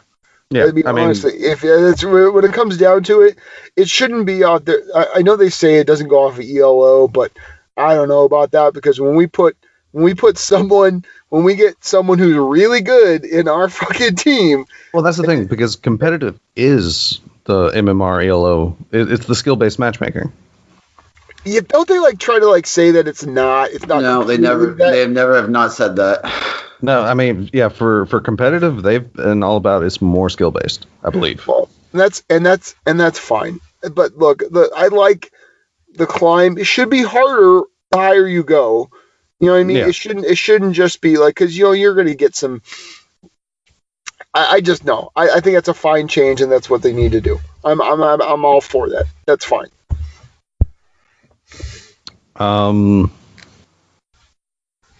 But yeah, and then of course Iron Banner is coming back. I may play this one next week. Banner is coming back. It is going to be Bite of the Fox and Hero's Burden as the weapons. Bite of the Fox is Sniper. Hero's Burden is the. It's the sub. Yes, the original submachine gun from D2. That wasn't a bad. That wasn't a bad little submachine gun, if I remember. No. And also there's a Valor bonus, even though they don't actually say beforehand. There's a Valor bonus. But yeah, Iron Banner and Valor bonus, January the 15th to January the 22nd, and that's it. They are also in the support section. They are basically narrowing down the guitar errors for the Last Wish raid. They have found a cause for it. They're still trying to figure out how to negate it, basically. But while no strict timeline can be guaranteed, possible solutions are being tested with the intent of shipping in the Destiny 2 update 2.2.0 in March. So that's their timeline right now. So yeah. All right. Also, in the Season of the Forge Vital information, some information that needs to get out. Obsidian Accelerator. It says you can use it. Don't hit square on an Obsidian Accelerator. It will vanish forever. Trade it in at Ada 1. Don't use it. Trade it in. No. Don't do it. That's a bad no. It's a big no. Bad thing is, I almost did it when I first got one. Which actually I now have 2. I think it has something to do with Max's temper. Maybe. I don't know. But anyway. But yeah. So don't do it. Also, yeah, I forgot to bring up the fact that the radiances are hopefully starting to drop. I hope there's actually more than one radiance, because an Obsidian Accelerator can be traded into Ada to get an Obsidian Radiance. And what that Obsidian Radiance does is basically gives a nifty glowy effect to your Black Armory gun, which is similar to Chroma? Chroma. Yeah, it is similar to Chroma, but the actual effect itself looks like when you're in a forge and the enemies you have to kill for the batteries. It's that kind of aura effect. Oh, that like bluish kind of shield looking thing? Yeah. It'll give your gun that glow, and an Obsidian Radiance increases the damage done while igniting a forge. Interesting. Right now, that's our Radiance. Hopefully we get more. I don't know what they can do other than, increase damage. Well, but you can make hopefully there's more. Damage, ready up time, reload speed, stability. Like, you could do all kinds of stuff like that. I'm hoping, but at the same time, it's like if they introduce those would be like more niche-y, and damage is going to be the one you want anyway. Mm-hmm. But either way, hopefully we get more. But I do love the fact that it's basically operating as, instead of just a vanity thing, it's actually more like a secondary mod slot. I love that. We need more of this type of stuff. More customizable options. I would love that for for raid stuff. Rather than having raid exclusive mods, why not have like a secondary system that gives you raid effects and then still being able to support normal mods? Because that's essentially what this is. I would downright love that for raid weapons. That'd be cool. Mm. I see what you're saying. Yeah. Movies of the week. I haven't watched them, but I did hear about the one hit melee strike boss kill. Yeah. Somebody went into the corrupted strike, stacked a whole bunch of buffs, and one shot the Techian at the end with one melee. What did they stack again? It was like what? Oh my god, all kinds of stuff. That had like a well of radiance. They actually ended up, because it's like they built up Worm God's Caress, the Burning Fists, up to its maximum stack, and then swapped over to Syntheseps. Considering the Worm's God Caress, it's a lingering buff, so apparently you can swap out and so they did some funky stuff that's basically not possible in a Nightfall, which is why they didn't try it in the Nightfall. But yeah, they were able to stack buffs and arrange the system in a way where they just one hit the witch at the end of the corrupted. One punch man. It's actually hilarious, but an interesting side note to this, because I did read an article about it. The damage they calculated, or the damage that they got off of the melee, was actually more than they calculated. Which means some bonuses are additive instead of multiplicative. So they were actually expecting, I think, around 7,000 damage and got like straight 9s. Man, they definitely didn't forget to drink all their milk. No. Thought I would forget.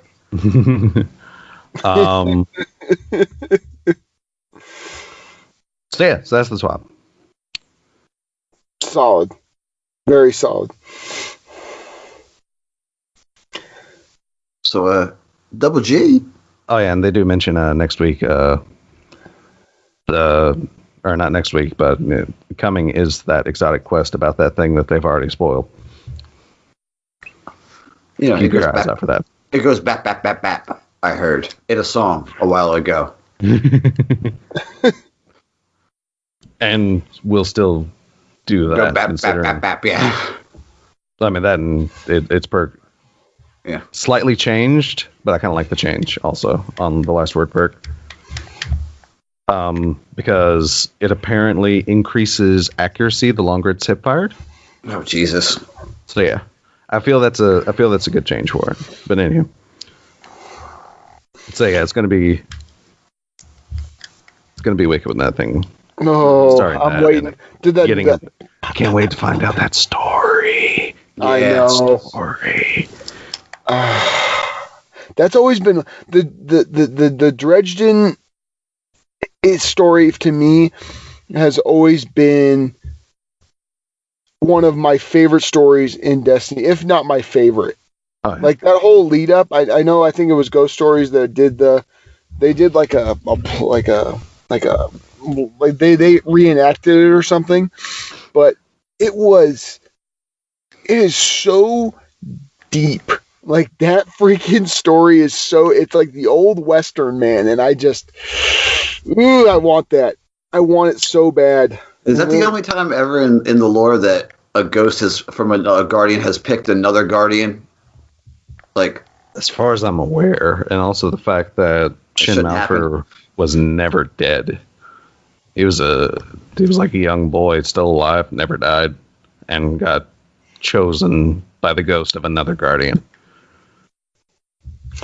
Oh man! So yeah, Shin Malphur is an very interesting character. Yeah, I just want to know Drifter's part in all this. Yeah, I know, right? That's really. Like, I want to know what he is. Yeah, the shadows. Exactly. Like, I want to know his real name is. Like, what's his real? That's why I want to know his real name. The Drifter. Come on, brother. You know my real name. You know who I am. I go by many names. Some people call me the Drifter. Some people call me Shin Malphur. Yeah, exactly. Some people call me Rezel Alzir. That's what I'm waiting on. But you can call me friend. That is until you cross me. You don't ever want to cross me, Guardian. Well, I mean, we did give him his own thorn, so we did give him Thorn back. And that's another curiosity, because he's not currently tied to the Shadows of Yore, but he knew so much about Thorn and like remaking it and dude, like I said, making it better. And that's curious. That's the next one, right? That's the next. That's the season of the Drifter. Yes, sir. Yes, sir. That's gonna be fun. That's gonna be fun, man. I did actually play some Gambit this week, which was surprising, but it was fun. I had fun. Gambit is what Strikes used to be for me. Like I used to just mindlessly play Strikes, but I've actually turned Gambit into like Let me tell you what. Strike your sure hand. I can't confirm its damage on bosses, but let me tell you what. It will freaking annihilate an envoy. Because there's 3 people that spawn whenever an envoy do. So you do that charge strike and, well, you're surrounded. You're surrounded, yeah. And also, as I did finish out the update, added the Striker Sure Hand to the index. Surrounded is only one of 3 perks that will proc in that slot. So it's probably why it's happening so often. Because, I mean, it's a sword. They don't have too many. Yeah. And the only outlier that exists in that slot that's not really a sword perk for it is Surrounded. Otherwise, it can roll other sword perks in that slot. Yeah, I think it also melts the wardens in the forge. Just shreds them. It's not even cool. The damage it does. I've been doing a lot of Gofanon, so like to had to finish out a rare bounty, so I did a bunch of Gofanin. Well, primarily to get to have a shot at getting the lore that drops there, and oh my god, that lore! Because basically completing or actually pass or failed finishing in any way a fallen forge, which is Gofanin, and also the new Bergusia. Like it's possible upon completion to get the Black Armory pages, which is the lore and the history of the Black Armory. And oh my god, and also shout out to you, Gorilla, for having the Did You Know in Destiny. That actually got me to finally read the lore on the Great Hunt pieces. Which piece? Oh, the Great Hunt 04. Oh, yeah. I know exactly. Yep, the Great Hunt 4. Yep, that was a. Isn't that a funny? That's awesome. A funny little. Isn't that a cool little thing? And also, did you know, Destiny, that Saladin is literally a Dragon Slayer? That's fucking cool. I forget which piece it's on. Oh, it's on is that the one when he touched this? He touched the skin and it turned like the green flame around him, and people were trying to talk, and he was like, Shax, though. Wasn't that Shax? Yeah, that was Shax. Oh, yeah. Saladin, literally, while he was in the Great Hunt, apparently made a wish to fight a dragon. Ephrodite was there and questioned him on. It's like, oh, you just had to fight a dragon, didn't you? And Saladin's response was basically like, well, we are knights, and wouldn't you want to be a dragon slayer? Oh, not Ahamkara, dragon. No. He wished for the Ahamkara to become a dragon. Oh. So he literally slayed a dragon while hunting Ahamkara. So yeah, Saladin Forge is a dragon slayer. I thought that was amazing. Dope. No, that's real. No, trust me. I read that. I go, I have to post this. Because this is too cool. Yeah, that's cool. He sits there in a fucking crater of like green. You know what I mean? Like he's like just looking at his crater he made. And also, it's like the Great Hunt pieces are also great, like lore entries about Eris too. Before she got messed up, because the Hunter cloak from that same set about the Shax card, actually basically explains how Eris survived the Hellmouth and how she started changing. Her ghost was gone, and she made a wish. And all of a sudden, her eyes that she could no longer see out of was leaking black fluids, and she knew the way out. They're every mother. Oh, not oh no. So yes, Eris got out of the Hellmouth and is the way she is, or physically at least, or her connection to the Hive, because of an Ahamkara wish. Goddamn Ahamkara. But can't worm gods also grant wishes? I don't know. Doubtful. I mean, potentially their wish is the connection to the darkness. Oh, yeah, okay. Potentially. Like their nature. Yeah, exactly. Their wish. Yeah, okay. No, I'm really interested to see. Just honestly, the whole story. I don't know where it's going. You know what I mean? And that's not a bad thing. I don't take that as me saying it's a bad thing. I don't know where our story is going with this, and that's a good thing. I'm excited about the story. It's an open thing. I actually feel we're definitely I know a lot of people have said it, and I don't pay attention to leaks and stuff, but I definitely feel we're heading into the gray area. Is what I feel. I feel we're heading into that balance of light and darkness area. I think that because if you look at it, with the season of the Drifter coming, the Drifter's all about that. Remember? Because he goes. I mean, so is Mara.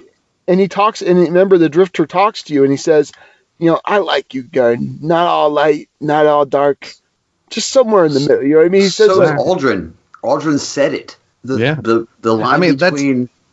And that was actually hilariously one of the only story points left in D1 was the Exo Stranger. The exact line that Aldrin gave us was the line the Exo Stranger gave us. The line between light and dark is so very thin. Are you sure you know which side you're on? Yeah, exactly. And that's a big I mean, we're going into some existential stuff with our Guardians. I honestly think that we're going to be starting to get like all the leaks, and you know me, I'm Mr. fucking spoiler leak, whatever. I think we're getting just a darker game. A darker game is coming. Because I think we're actually literally tapping into the quote unquote darkness. Yeah, I mean, because triangle ships, come on. I mean, that's the thing, because our Guardians are already. I mean, sword logic was forged by Oryx. But it's a principle that we Guardians do use to grow stronger. We kill stronger enemies to grow stronger. We XP. kill gods. We grow stronger. And we die. kill. Yes, I mean, so even though we are not part of the darkness, we're still using essentially sword logic to gain more power. Whereas before, the light is more given, that gives its power, but we're also taking that and growing more through like sword logic. We're actually we're like the opposite effect of sword logic. You know, where sword logic was all about taking and harvesting light and passing it, through the chain of command, I guess you could say. Whereas with us, we're taking darkness and we're getting stronger off killing that darkness. Well, I mean, think about it. If we keep killing darkness, we keep, absorbing darkness, I guess you could say, but by us killing these things, I mean, we could theoretically start going down that gray Jedi path. You know what I mean? Like, I'm very interested for what's going to be happening in this game, especially, I mean, like the news we've talked about with the Activision split. This is their I mean, it was always their baby. But now they have control over their big absolute power over the game. So I don't know. Has any of you guys been to see Mara this week? Yes. Oh my God, she is getting cranky. Oh, she is angry at us. She snapped at Ghost. Oh my God. Do you think you can rule better than me, little light? And I'm like, hey man, don't talk to him like that. You talk of absent queens and what am I doing? And it's like, whoa, Jill. Okay, apparently I need to go see Mara. And she is like, this is like the first emotion I've really heard at. I mean, she actually oh my God. It is great. We've all made the ladies in our life angry. It's that. Exactly. Like, I was like, damn. I could make a joke, but I'm not gonna make it because I wanted to be like, damn, baby, you want a Kit Kat or something? That's how that's how we get over this. Do you need a Snickers or We could do some makeup real quick if you need. Yeah. I mean, I'm not Shax, but bring Whoa, something to the table. Whoa. I'm not Shax, but I got a big horn. You know what I'm saying? Oh my God, I regret nothing I say on this. Well, at least you didn't say you have two horns. He doesn't. I wasn't going to say that. I'm just saying. Hey, Shax has got one horn. I've got two. Oh. Yeah. We're not going into this anymore. Anyway, cut his mic. Revolutionary ideas.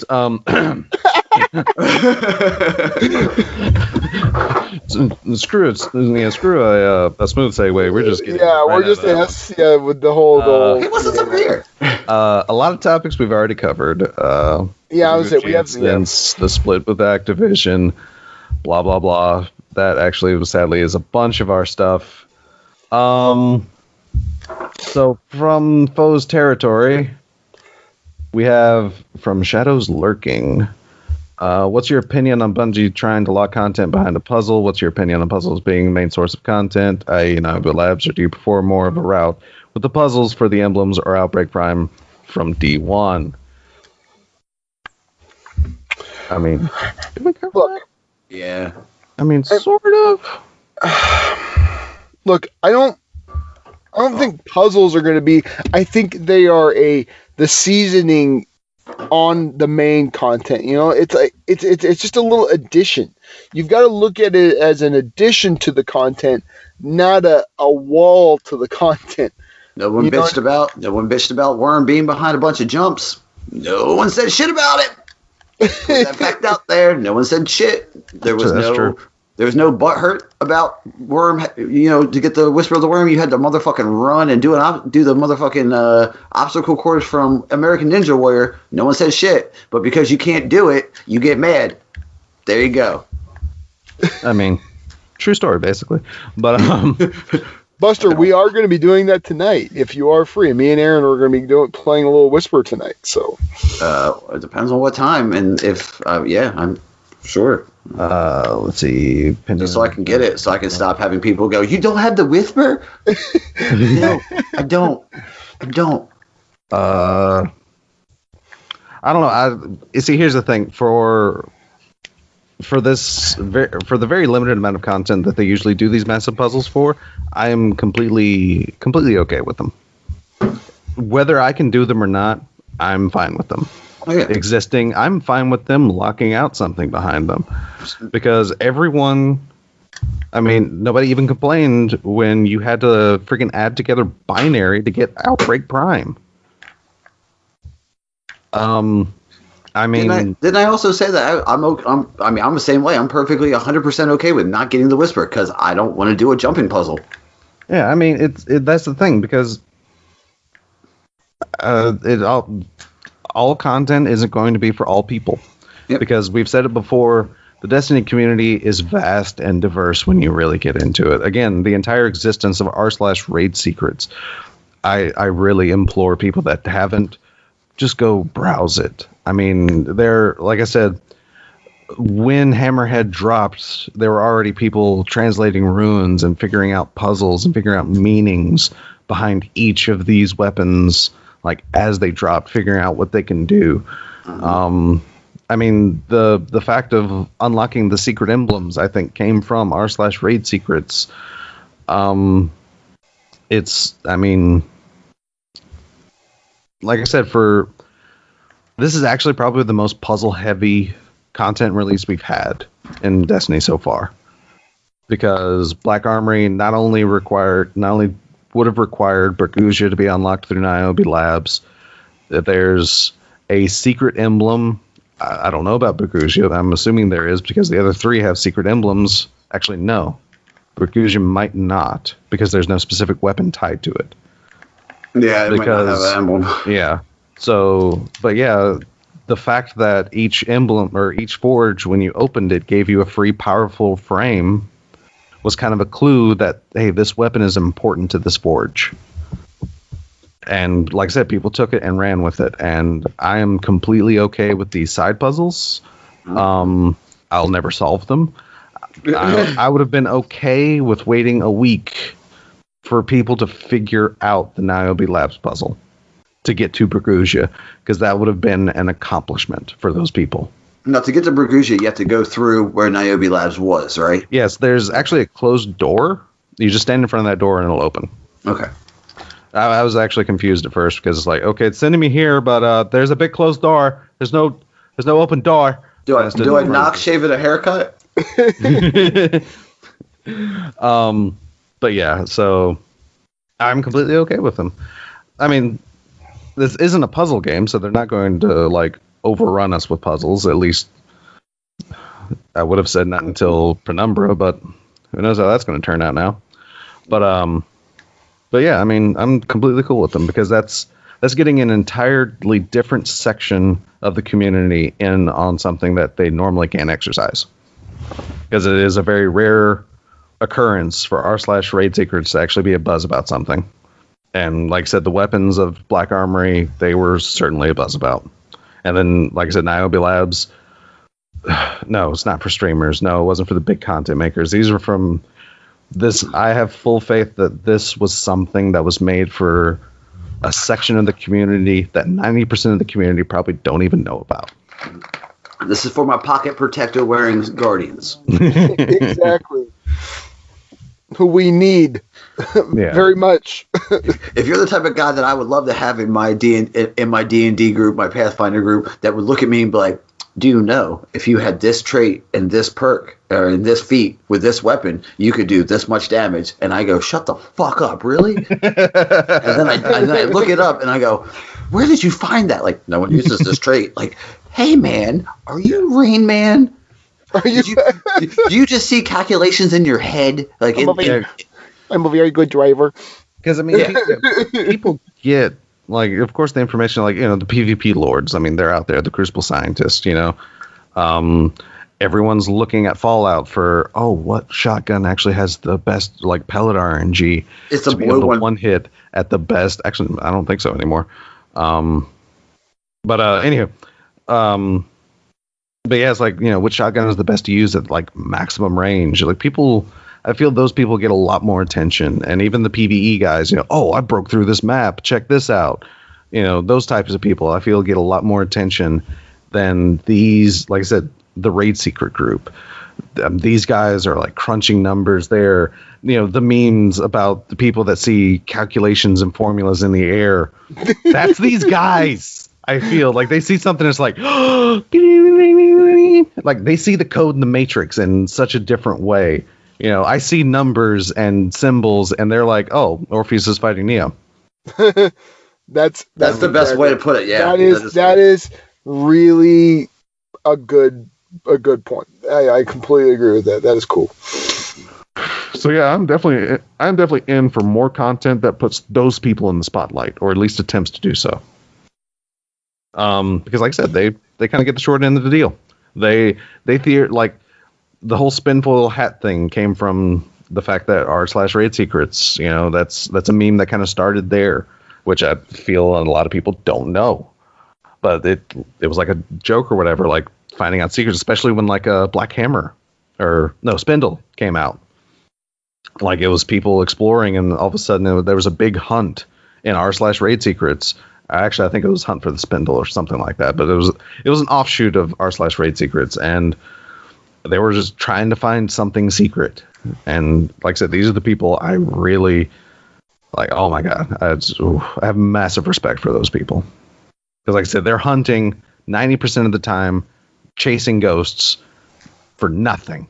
So yeah, when something like this comes out where they can shine, bravo. Peter Pettigrew. All right. So from our friendly foes, Mantoum, what do you think of the secrets from the Black Armory? Emblems, Niobe, lore, even the quest for Izanagi's burden.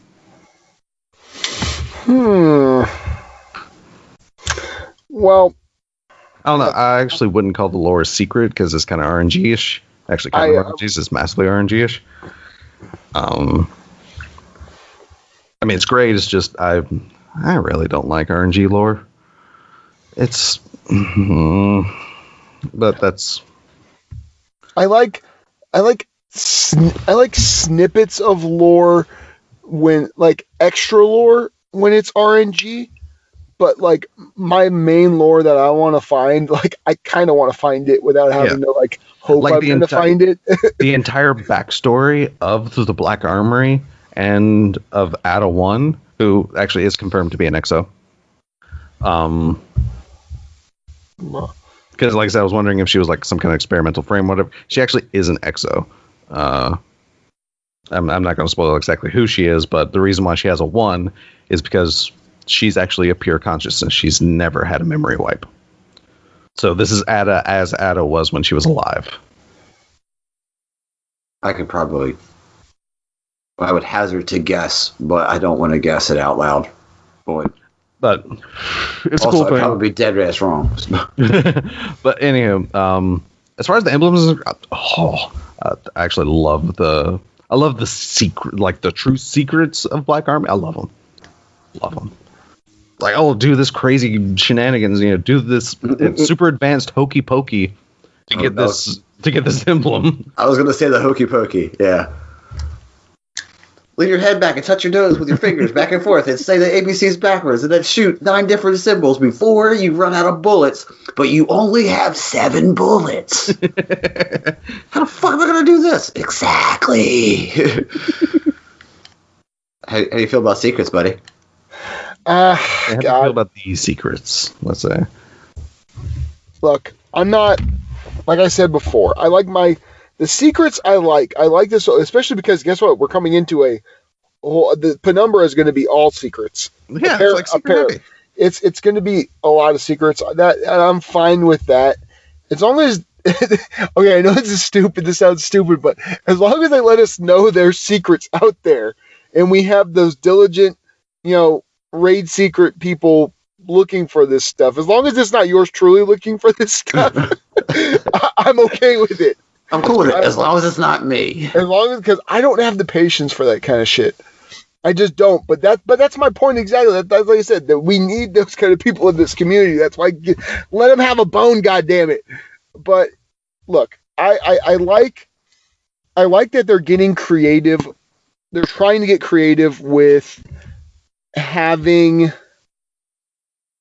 these secrets kind of, I mean, I don't know how to describe it, but having the secrets make it add to our narrative, I guess you could say. That's fine and dandy. I'm not gonna live or die without them. You know what I mean? It's not like it's like I need them, and especially I don't know. Like I said, I'm not like super opinionated about it, I guess you could say, if you can't tell already. It's not that I need them. I want them though. And also, exactly. They're fun. They're fun. Yeah, another great brand of secrets was the wish wall. Where people found these mysterious plates, and it's like, huh. And one motherfucker complained about that either. No one complained about the goddamn wish wall. Wish wall's fun. I think it's cool. Which wish wall is actually necessary to complete the lore for Dreaming City, because you have to activate a wish to spawn the eggs in the raid. Ooh. Yeah, no complaints. Tell him. And also, Drifter and failsafe voice is key. Is like a high key meta for raiding. I'm telling you right now, failsafe is. It was me. We were doing that, right? Was it? I think so. Yeah, dude, that was amazing. I will ask this for you, fellas. If I ever do raid with either one of you or both of you, can we please have the Drifter? Oh, for sure. That's fine. That's fine by me. Okay. Drifter is great as a raid announcer. Because he like pops into your head, and like one of the first things he says is like, "Oh, so you made a wish. Well, didn't turn out quite like you thought, huh? Got to be careful with these."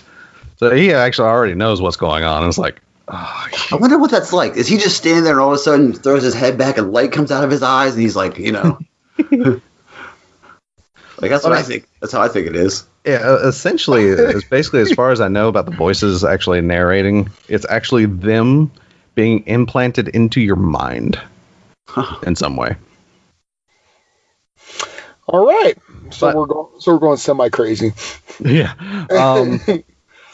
Says, and from Serendipity, I want to know your personal prediction on the current state of Bungie with the separation from Activision, and what this could mean for the future of the franchise.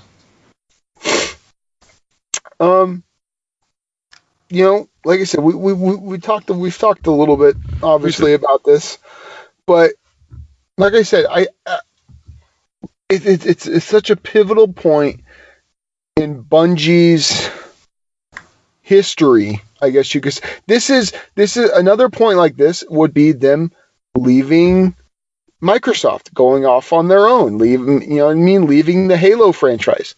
That was a big step, and obviously look what we got. We got Destiny from it. So, this is I'm sure it's a scary point for them. I'm sure that if you're an executive, you're a big person in Bungie, you're stepping into, I wouldn't say uncharted waters, because they semi know what the hell they're doing. Otherwise, they wouldn't be doing it. This is definitely the lion's den.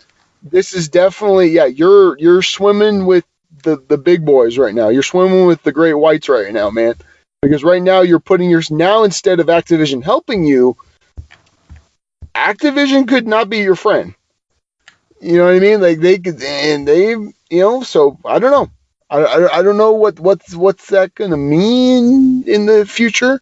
I'm also actually really interested to see what Activision, because obviously that's a huge revenue stream. Destiny was a huge revenue stream for them.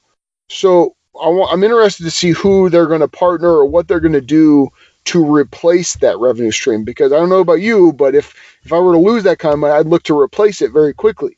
Mm-hmm. So I'm very interested to see who they partner with to move on. Because, like I said, they're a necessary evil. That's what Activision is. They're a necessary evil. They especially for smaller studios, you need the big dog to come in and take care of the expensive shit. That's really what it comes down to. So I don't know, man. There's a lot going on that obviously we have no idea about because it's super. We're talking about, dealing with billions of dollars and dealing with that kind of stuff. But we have. I think the future is bright. Like I said earlier, I'm a cautiously optimistic. I'm not okay. I wouldn't say cautiously. I'm optimistic, but I have my reservations about it. Like I'm not going to be blindsided by if something bad comes out. I guess you could say, because it's very feasible. It could happen. You're tempering your expectations. Exactly. Yeah. What do you think, Buster? I think this is, I don't want to say long overdue, but I definitely thought this would be something that was coming. I mean, they, like we said earlier, they are a victim of the time crunches that Activision put on them, and I think that's one of the reasons they put out. One would say subpar product. I think if they had more time. Like, we'll say Curse of Osiris. If they had more time, Curse of Osiris could have been excellent. Yeah. Curse of Osiris could have been the beginning of, holy shit, do you remember when Bungie put out Curse, and then they put out Warmind, and then they put out Forsaken? And remember how excellent all three of those were. But instead it was like, man, that was a sinker of an expansion. And then Warmind was okay. And then everybody was like, people flipped their assholes inside out and backwards over Forsaken. Well, Curse of Osiris became like a bad word. It became like an insult. Yeah, exactly. That's actually a really good analogy for it. It became like you talked about my mama. Is how I. Oh man, I really need help leveling up. Where are you? I'm starting Curse of Osiris. You are on your own. You Curse of Osiris motherfucker. Yeah. No. What did you say to me? Yeah. Man, you still playing Curse. What? Yep, you heard me. I look back at it like a buddy of mine was talking about, like, he was like, man, I'm thinking about buying a system. What system do you play? I'm like, I play obviously PlayStation 4. And he's like, oh, what game do you play? What games do you play? I'm like, game? I play Destiny 2. And he was like, oh man, okay, is it hard to get into? I'm like, no, it's pretty, it's a relative, it teaches you pretty much everything from jump. And he's like, oh man, will you help me get power through it? I'm like, no. The whole game? Are you buying me pizza? Could you imagine starting from just... No, I can't. Go fuck yourself. From Gaul all the way to where we are now? That is an undertaking right there. I don't know if I can actually get into this GeForce Now beta to where I can play Destiny PC. I might actually do that again. Ooh. It's a rough one. It will be, but at the same time, I feel the change to PC would be a significant enough change to like maybe merit it, Hey man, but you're a PC player though, aren't you? You've been a PC player for a long time. Yeah, it used to be. Like, I was actually really heavy into it. And hilariously, and everyone's like, oh, but the frames, and then like every problem PC Destiny has, like, this is why I don't play PC anymore. Oh man, my driver's forced an update and now Destiny 2 won't run. That's why I don't play PC anymore. Dude, and it's exactly it. PC, like, I'll acknowledge PC is, if you are a streamer and you want to like have like people watching you and have a really nice thing to look at and everything's optimized and everything's working perfectly, PC. It's great. PC's great. It is. But getting everything working optimized is really fucking expensive. Yeah. Like, I'm just saying, to make a full PC that looks nice and looks pretty, that actually works well. Get ready to drop some coin. I mean, a lot of people are going to tell you it's like, oh, it's only like $1,000 to get a decent like gaming PC put together yourself. Mm-hmm. Yeah, what happens in a year? Yeah, and guess how much my PS4 was? Half that. Not even half that. Not even half that. If you can get one now for cheapins. Yeah, that's what I'm saying. Like, yeah, when I bought it, my PS4 was half that though, roughly. Yeah.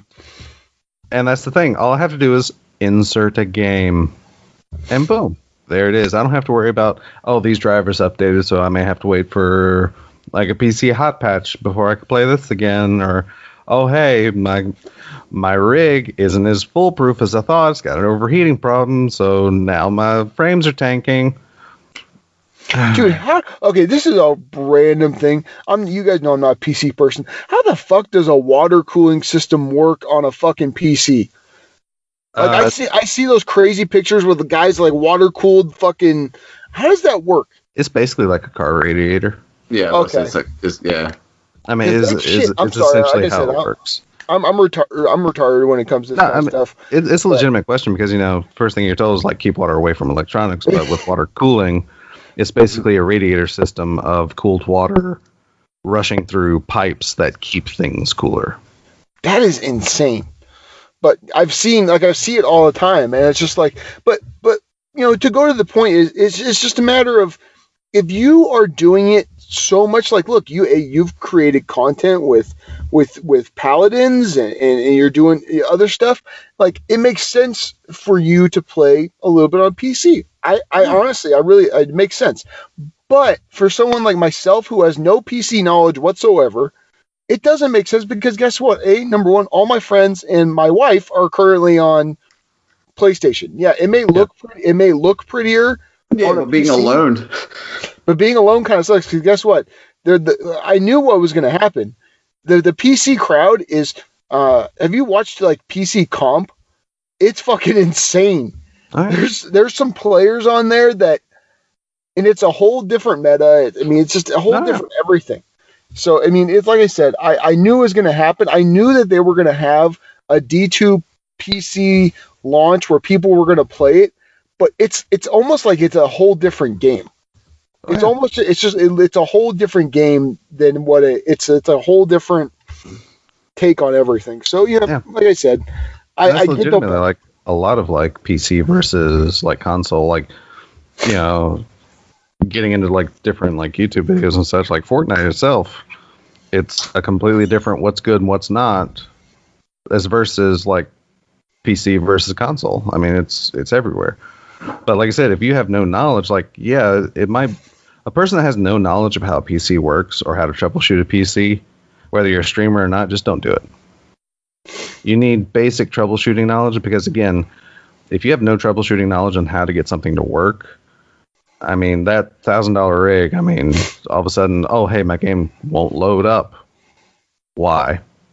I mean, yeah, that's true. There's like enough like support theories that can like help you out, but I mean, that's potentially like your stream time, like, or game time being eaten up by having someone walk you through the troubleshooting process. And it's just, like I said, it's pretty, but it's basically that high maintenance girl that you think about dating, but you need to put in like time, attention, and money to really make it work. When it works, it's great, but then when it doesn't, you're thinking, oh my God, why? PC, it's one of those things where, because you're adding so many different components and you're piecemealing a rig together, like, there's no tech support for like all your shit. You know what I mean? Like there's like if something starts going down, you're like, I don't know if it's this or if it's this or if it's this, because it's just it just gets crazy, man. Like I said, the PC is just intimidating to me. That's really what it comes down to for me. Which it can be, but yeah. But for someone who's making content, it's great. Yeah, like I said, it can be. Like I said, as long as you have that basic troubleshooting knowledge, definitely go for it. But otherwise, stay away. Stick to your console. Stick to what you're comfortable with, essentially. Me, I'm comfortable with console. Because, again, I download a game, I hit start. That's all I need. Should I hit start from my phone and the console turns on? I'm goddamn James Bond. So yeah, I mean, but yeah, as far as my predictions for the split, like I said, I'm predicting longer dev times, which is going to suck for a lot of the community. But that, like I said, that's what I foresee. But they're already preparing us for it, though. The juice will be worth the squeeze. Yeah. Actually, the article that UGG last posted, like I said, I don't mind Paul Tassi as a general writer. He does good stuff, but I do feel he needs to keep his opinion out of his pieces. But that's neither here nor there, because people are going to have their opinions. He's a writer. He's valued for his. Some people value him for his opinion. That's fair. Whatever. I don't agree with a lot of his opinions because it seems to flip-flop more than a flapjack. But as it goes, like a lot of his big questions about, or the 5 big questions about this split, I do agree with. It's like, number one, what's going to be the new pace? I mean, I'm not going to go into this article in any detail, but people can definitely search out. Like I said, it's 5 big questions on the Activision, Destiny, Bungie split. We're just getting our Discord. On Forbes. Yeah, or you can get in Discord. Check that link out. But the number one question, like I said, I agree with all these questions because they're things that we questioned ourselves. And it's what's going to be the new pace of content and big releases? Number 2, what's going to be the scope of new content? Number 3, how will monetization and microtransactions change without Activision? Number 4, will the Sony exclusivity deal continue? And number 5, what happens now with the eternal casual versus hardcore divide? And those are basically the 5 big points that is going to make or break future Destiny. Whew, a lot of questions, man. It is. And like I said, they're very, like I said, I feel those are the top 5 that are going to, like I said, make or break this game. It's going to be the most important questions. Yes. I can agree with that.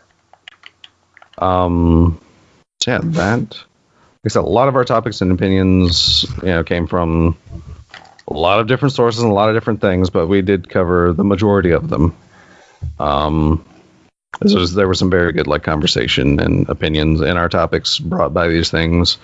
It was a great thing. But I guess in closing, anybody done anything else? Or? And as always, we have foes in different area codes.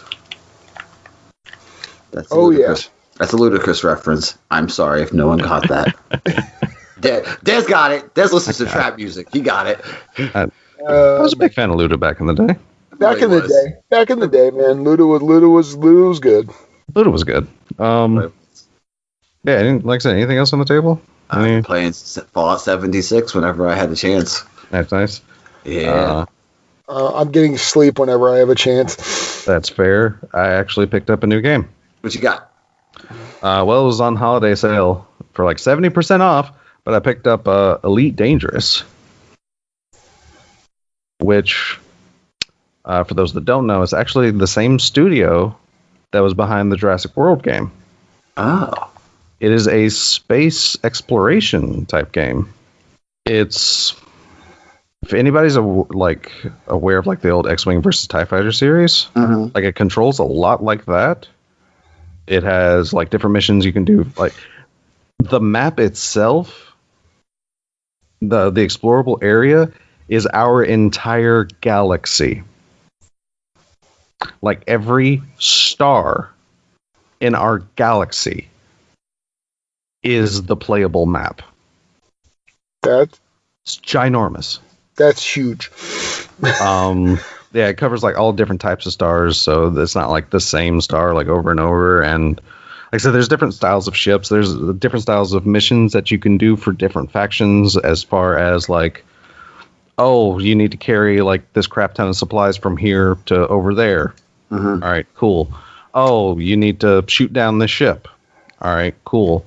Go mine for this material. All right, cool. Oh, you need to go and buy this material and bring it back here. All right, fine.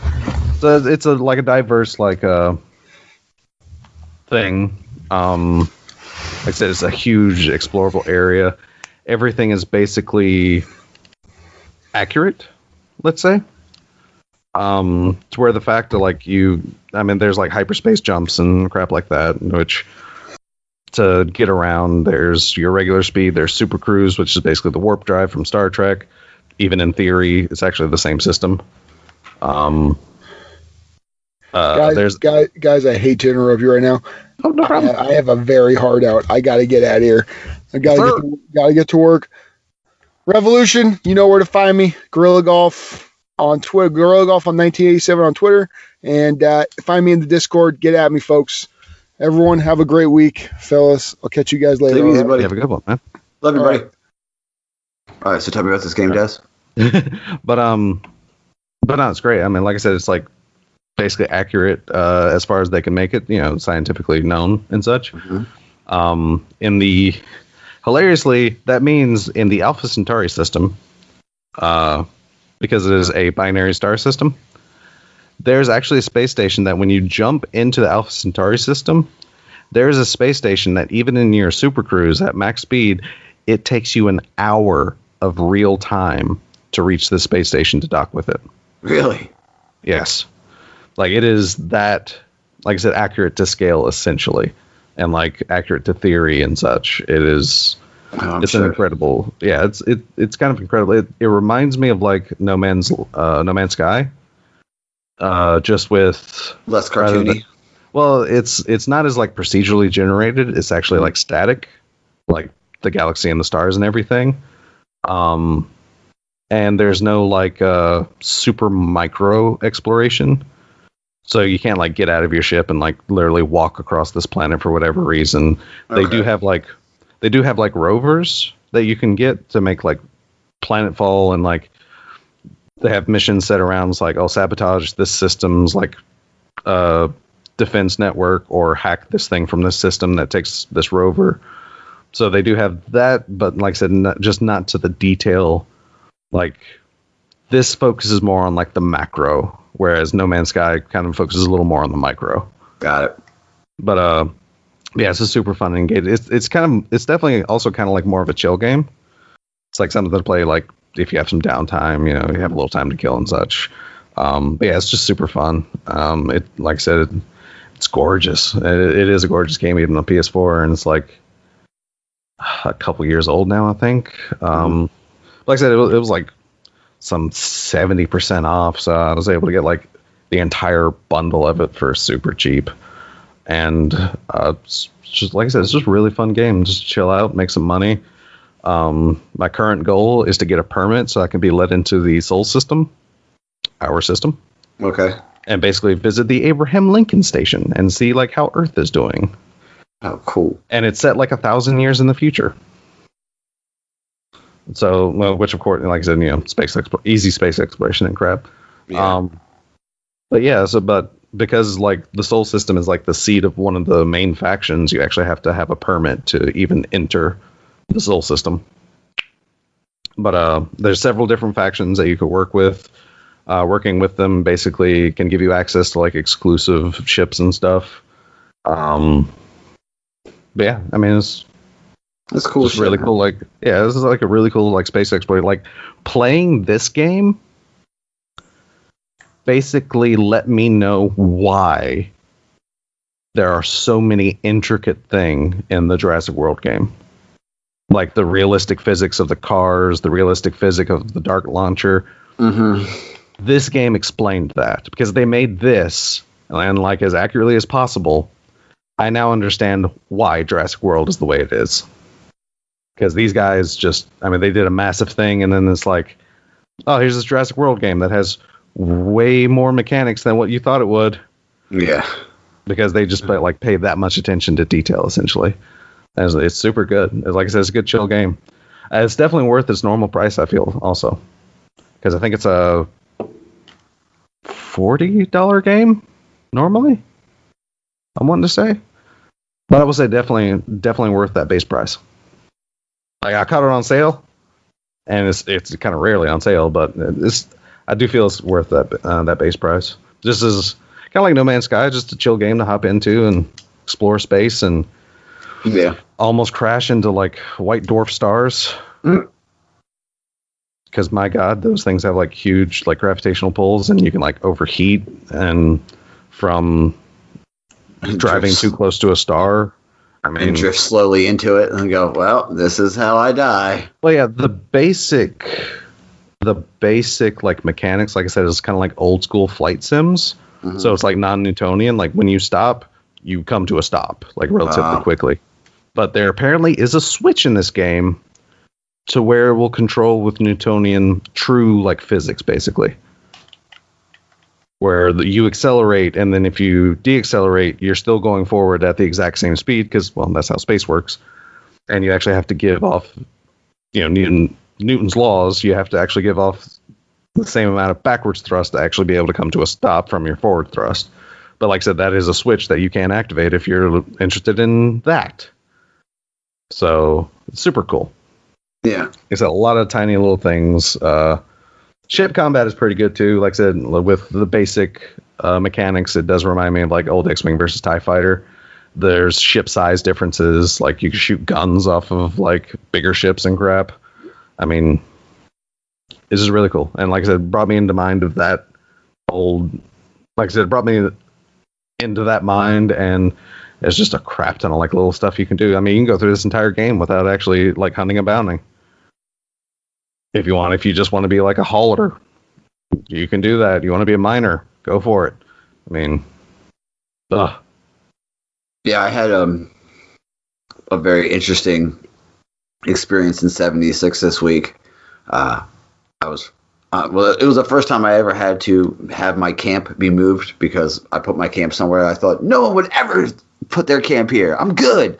Someone put their camp there, so I had to move it. But I found a better spot. Then you load it in, and you're like, "Where's my camp?" Oh, yeah, crap. Exactly. And then I found a better spot, and then I loaded in again. I had to go, and then I loaded back in. And apparently, the way my camp was, when I loaded in, I went back to my camp. There were 4 other camps around the same area, and I was like, "Man, we got like a little apartment complex here." And then a Scorch Beast came, and I was fucking out. Yep, time for me to pack up and go. Pack up and look. Going. But when I found where I'm at now, I set my camp up and everything, and then like 4 high level. Well, not high level, like 70s. I guess that's high level compared to what I am. Came and pretty much fucked my shit up. Like fair. They fucked my shit up, which is understandable. So I was playing, you can call for help, and I was calling for help, and I died. Went and got my stuff. And when I went back to where my stuff was, there were 4 like level 110s, 150s. Good God. They were standing wearing tuxedos and top hats and masks. And I'm like, what the fuck is going on? And the dude, like, they were standing around my stuff. And I'm like, I'm going to get laid down if I don't know what to do. So I waved, and then they waved. And I'm like, cool. So I grabbed my stuff, and then they said, follow me. So I joined their crew. And they were like, hey, man, what happened? So I told them, and they're like, where are they? And I was like, all right, cool. Because what happened was when I went to get revenge, I thought, all right. So I followed them where they were because it shows them on the map. And then they laid me down, so I knew where their base was. Yeah. So they said, all right, come follow us. And they took me to a silo. And pretty much leveled me up about 4 levels with just what was inside the silo to get to the control room. Yeah. And they were like, all right. So they put in their codes, and they're like, go ahead and target where they're at. And I'm like, all right, they're right here. And he was like, go ahead and hit the button. So I hit the button. So I dropped a nuke on them. And they're like, all right, let's go see what happened. I'm like, I don't have anything that would keep me alive where we're going. And the dude was like, oh, you don't have power armor? I'm like, I can't wear power armor. Like, you have to be level 25, and I'm like level 20 or something, right? Yeah. And he was like, oh, here, take the frame, the oversuit. And I'm like, all right. And he's like, here, take all this Rad-X. and he gave me like 150 Rad-X. And he's like, "You're gonna get rad, so take this rad away." And I'm like, "All right." And he's like, "Stay next to him because he has a card that you get so much radiation resistance." And I'm like, "All right." And he's like, "How you on stim packs?" I'm like, "I have healing salves." And he's like, "All right, here's 100 stim packs." And I'm like, Jesus Christ, man. Appreciate that. So we run around. I go to where it was, and the stuff was like level 80 for me. Couldn't do shit. Was hitting them like I was throwing toothpicks at them, but then they kill them, and I get the experience points. Long story short was, I ended up gaining. I ended up going from level 16 to 20, something like that. Yeah.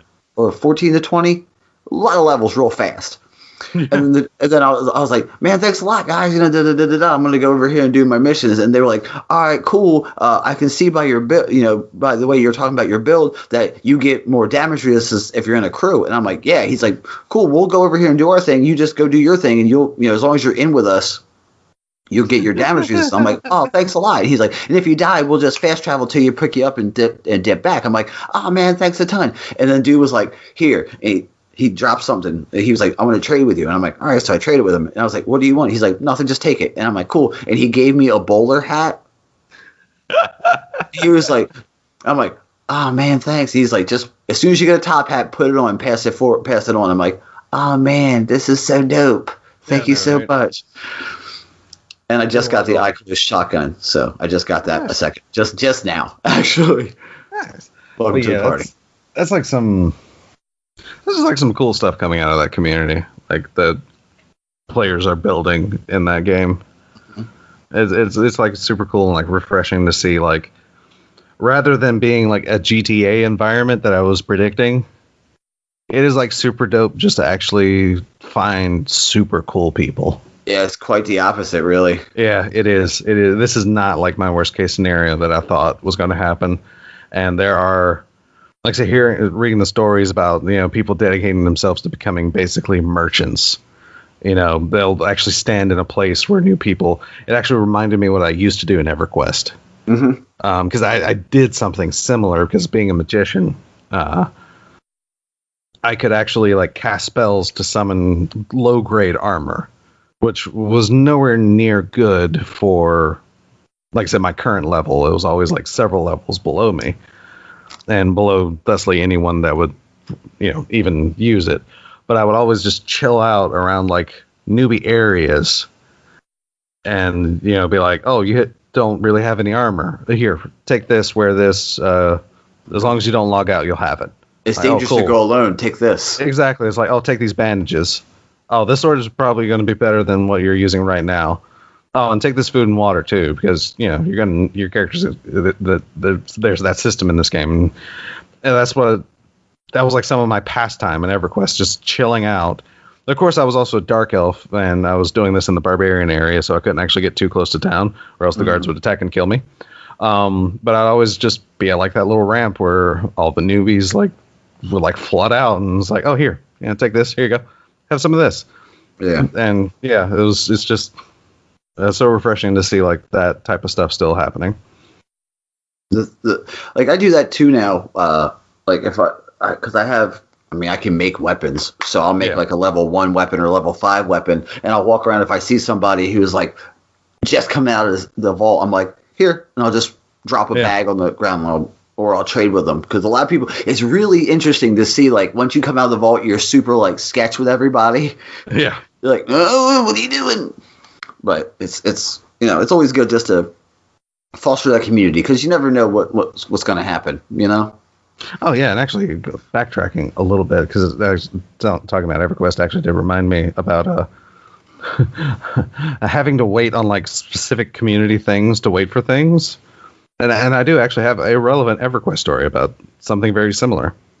Whereas in EverQuest, at least early before a lot of expansions actually, there was this high-end enemy in EverQuest called the Sleeper. That was at least his title. It was a dragon so dangerous he was like set to sleep. So hilariously, I mean, he was designed not to be killed.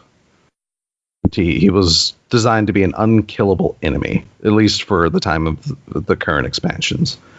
And because he was basically an event. It's like you could wake him up by killing these 4 very powerful dragons that warded him and kept him asleep, but you could awaken the sleeper. And if you awaken the sleeper, he would basically wreck you because, again, he was designed early not to be killed.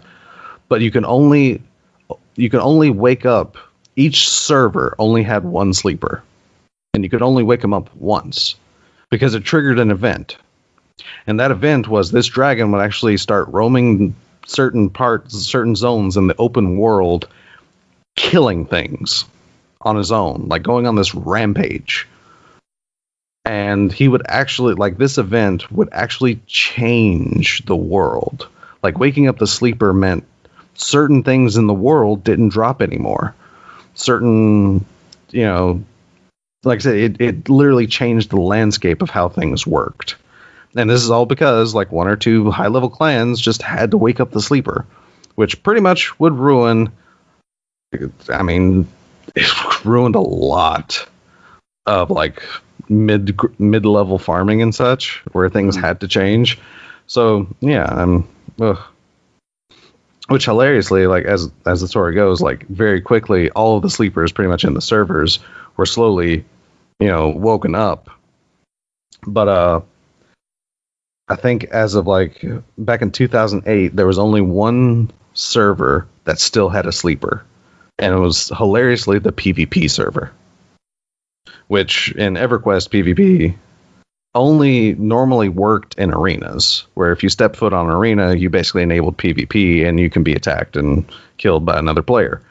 Except for PvP servers, where it was just on all the time. Yeah. But basically the big clans of this server, or the big guilds of this server, had basically come to an understanding that they would not wake the sleeper up, because farming his warders gave really strong armor. And this was actually, I think this happened like an expansion or 2 after he was even really relevant, but his warders still dropped like super strong armor for the time. So people would just like farm out the warders, like leave 1 alive, wait for them to respawn, and like rinse and repeat. So like I said, it became like this server-side peace treaty, basically, or server-wide. Basically until someone was kicked out of a big clan, he got enough like momentum to start a guild of his own, and they're like, and word spread that he was going to wake up the sleeper and pretty much ruin everyone's day. Hilariously, the big clans of the PvP server then came together and they're like, we're going to have to kill it. Because if you killed the sleeper, then his script wouldn't run. The world would not change. It would basically be as if the sleeper was still asleep, but he'd be dead and gone. So, hilariously, they didn't even know it was possible at that point in time. But they started this big fight, and they treated it like a raid encounter. It's like, we got to beat this. And hilariously, they were doing like such low damage, and it was just absolutely murdering them. But they actually noticed they were doing damage. Its health was going down. But hilariously, actually, Sony Online Entertainment at the time, they almost killed it, but Sony despawned the boss. Mm-hmm. Like, that was a huge controversy, too, because they were actually coming close to doing it. And, so Sony, like, sent out, like, this explanation that they thought an exploit was being used because, not to the player's knowledge, but, like, there was, like, an NPC in the area that was taking, like, some of the sleepers aggro, so the encounter wasn't going properly, so they ended up despawning the boss, which crushed a lot of people. But, after some negative press, they had respawned the sleeper, and these guilds tried again and actually killed the sleeper. Which, yeah, was a big hooray moment. But yeah, that meant, like I said, they could still farm the warders for the armor, which, like I said, it wouldn't be long before they were useless anyway. But yeah, I mean, it was actually like a super cool like moment that I had completely forgot about. Because one guy wanted to take his ball and go home. Yeah, essentially. And like I said, having content like change or be gated to, I mean, that was back in the grandfather of MMOs. I mean, hilariously, EverQuest was like the MMO that a bunch of Blizzard employees played. Mm-hmm. And Blizzard devs had their own guild in a system. And from those systems and playing that game, kind of is how WoW was born. Because a lot of those devs that were playing that game and in that guild became devs for World of Warcraft, which pretty much modernized MMOs and pretty much set the standard. It's the doom of MMOs. Mm-hmm. But yeah, it's that type of content will like all pretty much always kind of be there. But yeah, I mean, at least at the same time, this content, gating it for like this small group to solve it, at the very least, this would have given us stuff. The sleeper just took away. The sleeper doesn't give anything. The sleeper takes. Kara Firm only took. He did not give. Yeah, and as of now, there's actually still one server, though, one official EverQuest server that still has a sleeper. And that's the Mac server. Yeah. So if you still play EverQuest on Mac, which kind of why, because they actually stopped Mac support around Planes of Power, which is around when I started playing EverQuest, which was at least 10 years ago. But it's still an official server, and like there's still at least maintenance to keep that server going. It just doesn't have current content. But they do still have a sleeper, and that's like the only official sleeper in existence. The rest of them have either been awoken. And here's the thing, because also the sleeper was such a big part of EverQuest lore. Mm-hmm. Like apparently a couple of years ago in one of the expansions, they actually brought the sleeper back to be a raid boss.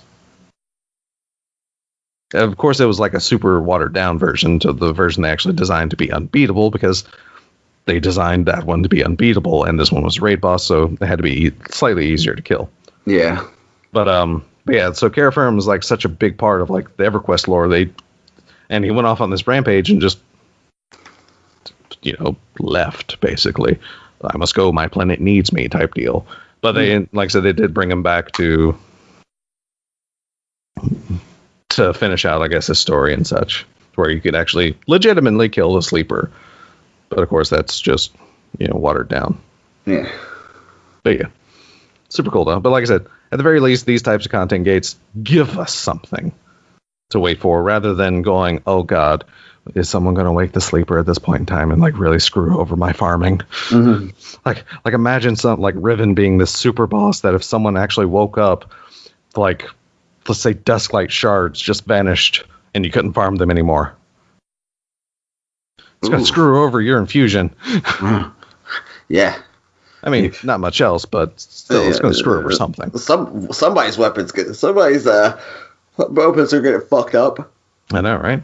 But yeah, so like that's actually Revel and EverQuest story. Yay! So happy to yeah. But yeah. So at the very least, that. Yeah.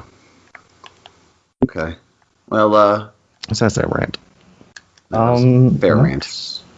Also, thanks to the Bleach movie, I have been rewatching Bleach. Yeah, me too. I'm on episode 100 and something, almost 150 maybe, somewhere in there. Okay. I am in the Ironcar arc. I know that for sure. It is before the fight with the Espadas, though. The Espadas haven't really been introduced so much. Was the one with Ichigo said, is it the rescue arc? No, it's after rescue. Oh, okay. Oh, okay. Because I actually went through the rescue and the... You see, when I was first watching Bleach, I skipped over the Bound arc entirely. I didn't realize that was like 20 some odd episodes. Mm-hmm. Jesus Christ. I mean, it was pretty interesting, but my God, you want to talk about some long filler? Yeah, like, it's please also... stop. You also get to see Yuryu get his heart broken. I know, right? But But yeah, like I said, it was kind of interesting. It's just, at this point in time, it's like, oh my God, when am I going to get out of this and get into, the actual meat that I remember reading in the manga? Mm-hmm. So yeah, so I'm probably going to go through. Yeah, the manga. Probably going to go through and finish it. Because I mean, why not? Like I said, I'm already about, because there's like 300 some odd episodes, so I'm about half-ish way through. Yeah. You are about. Yeah, I mean, but yeah, like I said, it's just bringing back so many memories and like things I didn't remember happening, such as the fact the Bleach movie actually changing the order of the Grand Fisher fight. It did. Grand Fisher was actually such a small footnote. Yep. Compared to the movie, it was like one episode. A whole. I don't even think it was a whole episode. Yeah, and that happened before we even knew about Byakuya and Renji. But yeah, I mean, I do like the way the movie portrayed things. It's just they made some risks in doing that ordering and changing certain things. Yeah, for sure. And also, I am interested to see if they do the Rukia rescue arc, because that's a lot of stuff they got to cover. I know it's a lot of stuff. It's a lot of effects too. Like, oh my God, like all the Bankais, all the Shikais. Oh, and then everyone's getting powers and crap, and Chad. That's why I'm wanting to like get more into the Arrancar arc where everyone's crap evolves and such, and that Ichigo like learning more about his powers is always super interesting. Because it's almost like existential when he learns how to control his powers, like for any reason. Like he gets a power boost, and it's like this existential crisis he has to go through. Yeah, in essence, you're right. It is. You have to go inside yourself and settle this thing, and like learn this and that, and it's like, my God. Why is it always raining in your world? So yeah. You know what I mean? Like that's something that I did. That's something I was like, why is it always raining? And then when the one time he goes in there and I'm like, why is it not raining? Yeah, they're right. Like the first time you see it, it's like, why is everything sideways? Yeah. Which is his question too. Is like, what's up with this? It's like, well, this is how you are. And it's like, you are sideways. Yeah. But yeah, it's super cool. So yeah, going back through that and eventually getting through more that I stopped on, which I haven't reached it yet. Which means I've actually watched and knew about Bleach for further than I thought, to be honest. I didn't think I even made 100 episodes, which, like I said, I skipped the Bound Saga, so... Actually, no, I still made it over 100. So, yeah. Mm-hmm. But, yeah. The bouts... I think the bouts were good because it definitely taught you a lot about Yuryu. Yeah, I mean, it was a good saga, it's just I felt it dragged on for so long. Yeah. Like, I'm almost used to, like, Dragon Ball and Naruto filler, which, 5-10 episodes maybe. Yeah. Get it done. Yep, it's a little side story that happens, it's over with, you're moving on, but good God, Bound Saga's like,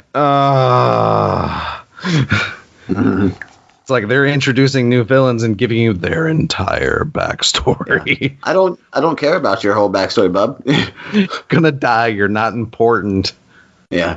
Even though I do like how the fact that anime does integrate the lead Bount pretty well into like the main story. Because I do remember reading the manga about, Ichigo learning more about his Bankai. And, in the manga he wasn't there, but in the anime he actually gets a pretty hefty little section. Yeah. In a retrospect. I think you actually see him in one of the, when he has to go like into himself and fight his fears. Yeah. He actually fights. He fights Kira. Yeah, because like first he fights Byakuya, or basically his failures, like his big enemies. Because he faces Byakuya, and then I think it's the Bount, and then it's Kenpachi. Yeah. But yeah, it's like I said, it's interesting the way they do incorporate them, and I do like the other Monsels. They are quite hilarious. Oh yeah. Is it just me, or did Chad like? I don't know if the voice actor changed. Something happened, and Chad sounds weird in the Bound Saga, and the Bound arc. Yeah, he does. He like goes from sounding like deep, luscious Chad to sounding a little more like Patrick. It's like, what's going on? Actually, I think you're right. And then afterwards, he goes back to normal, and it's like, what? Yeah, because he can't take. I don't think it's. He doesn't take a mod soul because obviously he can't. He's a fucking human. Yeah. But yeah, it's just super weird that I always thought, like, for some reason, his voice starts sounding like this. And it's like, why? And then it goes back to being Chad. Mr. Almost angsty teen type. Yeah. Oh my god. It's weird. Yeah, also, when in the beginning, in the rescue arc, when he's like, "We're gonna go save Rukia," and he walks in, he's like, "Who the fuck is that guy in the kimono?" He's like, "You picked the wrong day." Right. Oh god. I mean, yeah, like, there's, like I said, there's just so many things. Yeah, just remembering, and such cool fights and stuff, and how things kind of self-referentiate themselves. Mm-hmm. But all right, brother. I think we have filled our allotted time today. We have sufficient content. We have sufficient content. It's content overload. Yes, for sure. So, with that being said, as normal, you can, of course, find me in the normal place on Twitter at DS_Raven. Work is being had with the close approach of Paladins 2.0.1, which is like the 16th for consoles. My bad. So yeah, certain things might get back into motion. If I can, like, actually, they're definitely getting back into motion because I'm reworking the scripts entirely. Well, hey, Raven, what happens when you do this? Well, thank you for asking. Yeah. That, like, I'm definitely going to be incorporating more of that because, again, I just had too much fun doing that. But also, like, way more information for your kind of beginner to intermediate people, like bringing information into light that I didn't know about that a lot of, like, people that are more into high-end Paladins play know about. Such as the fact that, you know, if you have an ability that's at 50% of its cooldown for whatever reason, then the Chronos item doesn't work on that ability to bring down cooldown anymore. I didn't know that. I didn't know there was, like, a limit. I actually found, like, a diminishing return calculator. So, like, important things, like where the most benefit to, like, certain items to buy is. So there's going to be a lot more information in this series than I had even intended originally. And I think it's going to actually turn out way for the better this way. Like I said, there's going to be a lot more. Like I said, the basic information is going to still be there. That's, like, pretty much intact. But there's a lot more, like I said, more intermediate bridgeway information to where you can kind of from there you're pretty much going to have to learn on your own, like, more high-end and advanced Paladins play, because I don't know that still. But like I said, it's going to be better. I feel it's going to be way better because, you know, information, stuff, numbers, my god. And you can find me on Twitter at BusterKnuckle13. You can find this podcast, the RNGCast, at the RNGCast on Twitter. You can email us, the RNGCast at gmail.com. We have a Patreon, patreon.com/the RNGCast. We just put up the Bleach commentary, and apparently a lot of people liked it, which is good. Yeah. Thank you for supporting us, and we will keep doing it. I think we have a system, I believe, in place now that's going to be more consistent. Maybe we can cram another one in this month just to say we're sorry, and then start one every month in February. Yes. We'll just talk to Double G about that. Yeah. It was real rough on him. Yeah. We'll brainstorm. We'll get some things together. But, yeah, for sure. Like I said, the new system, we would love to catch up, but this new system, which, like I said, seems to work pretty well, but it's going to be extraordinarily rough on us with this new system. Like, once a month is going to be doable. Anything more is going to be ludicrous. Yeah. But yeah, we'll definitely, like I said, but we do have a system in place. We will definitely be more consistent. Maybe not super consistent, but we will be more consistent, you know, going into new year, new us, and new things and such, and whatever, you know, the cool kids are saying nowadays. Bread. And this is episode 138 of the RNG Cast. I'd have to ask. I knew this one because I had it written down. We're out. Later, man. See you all next week. Yay.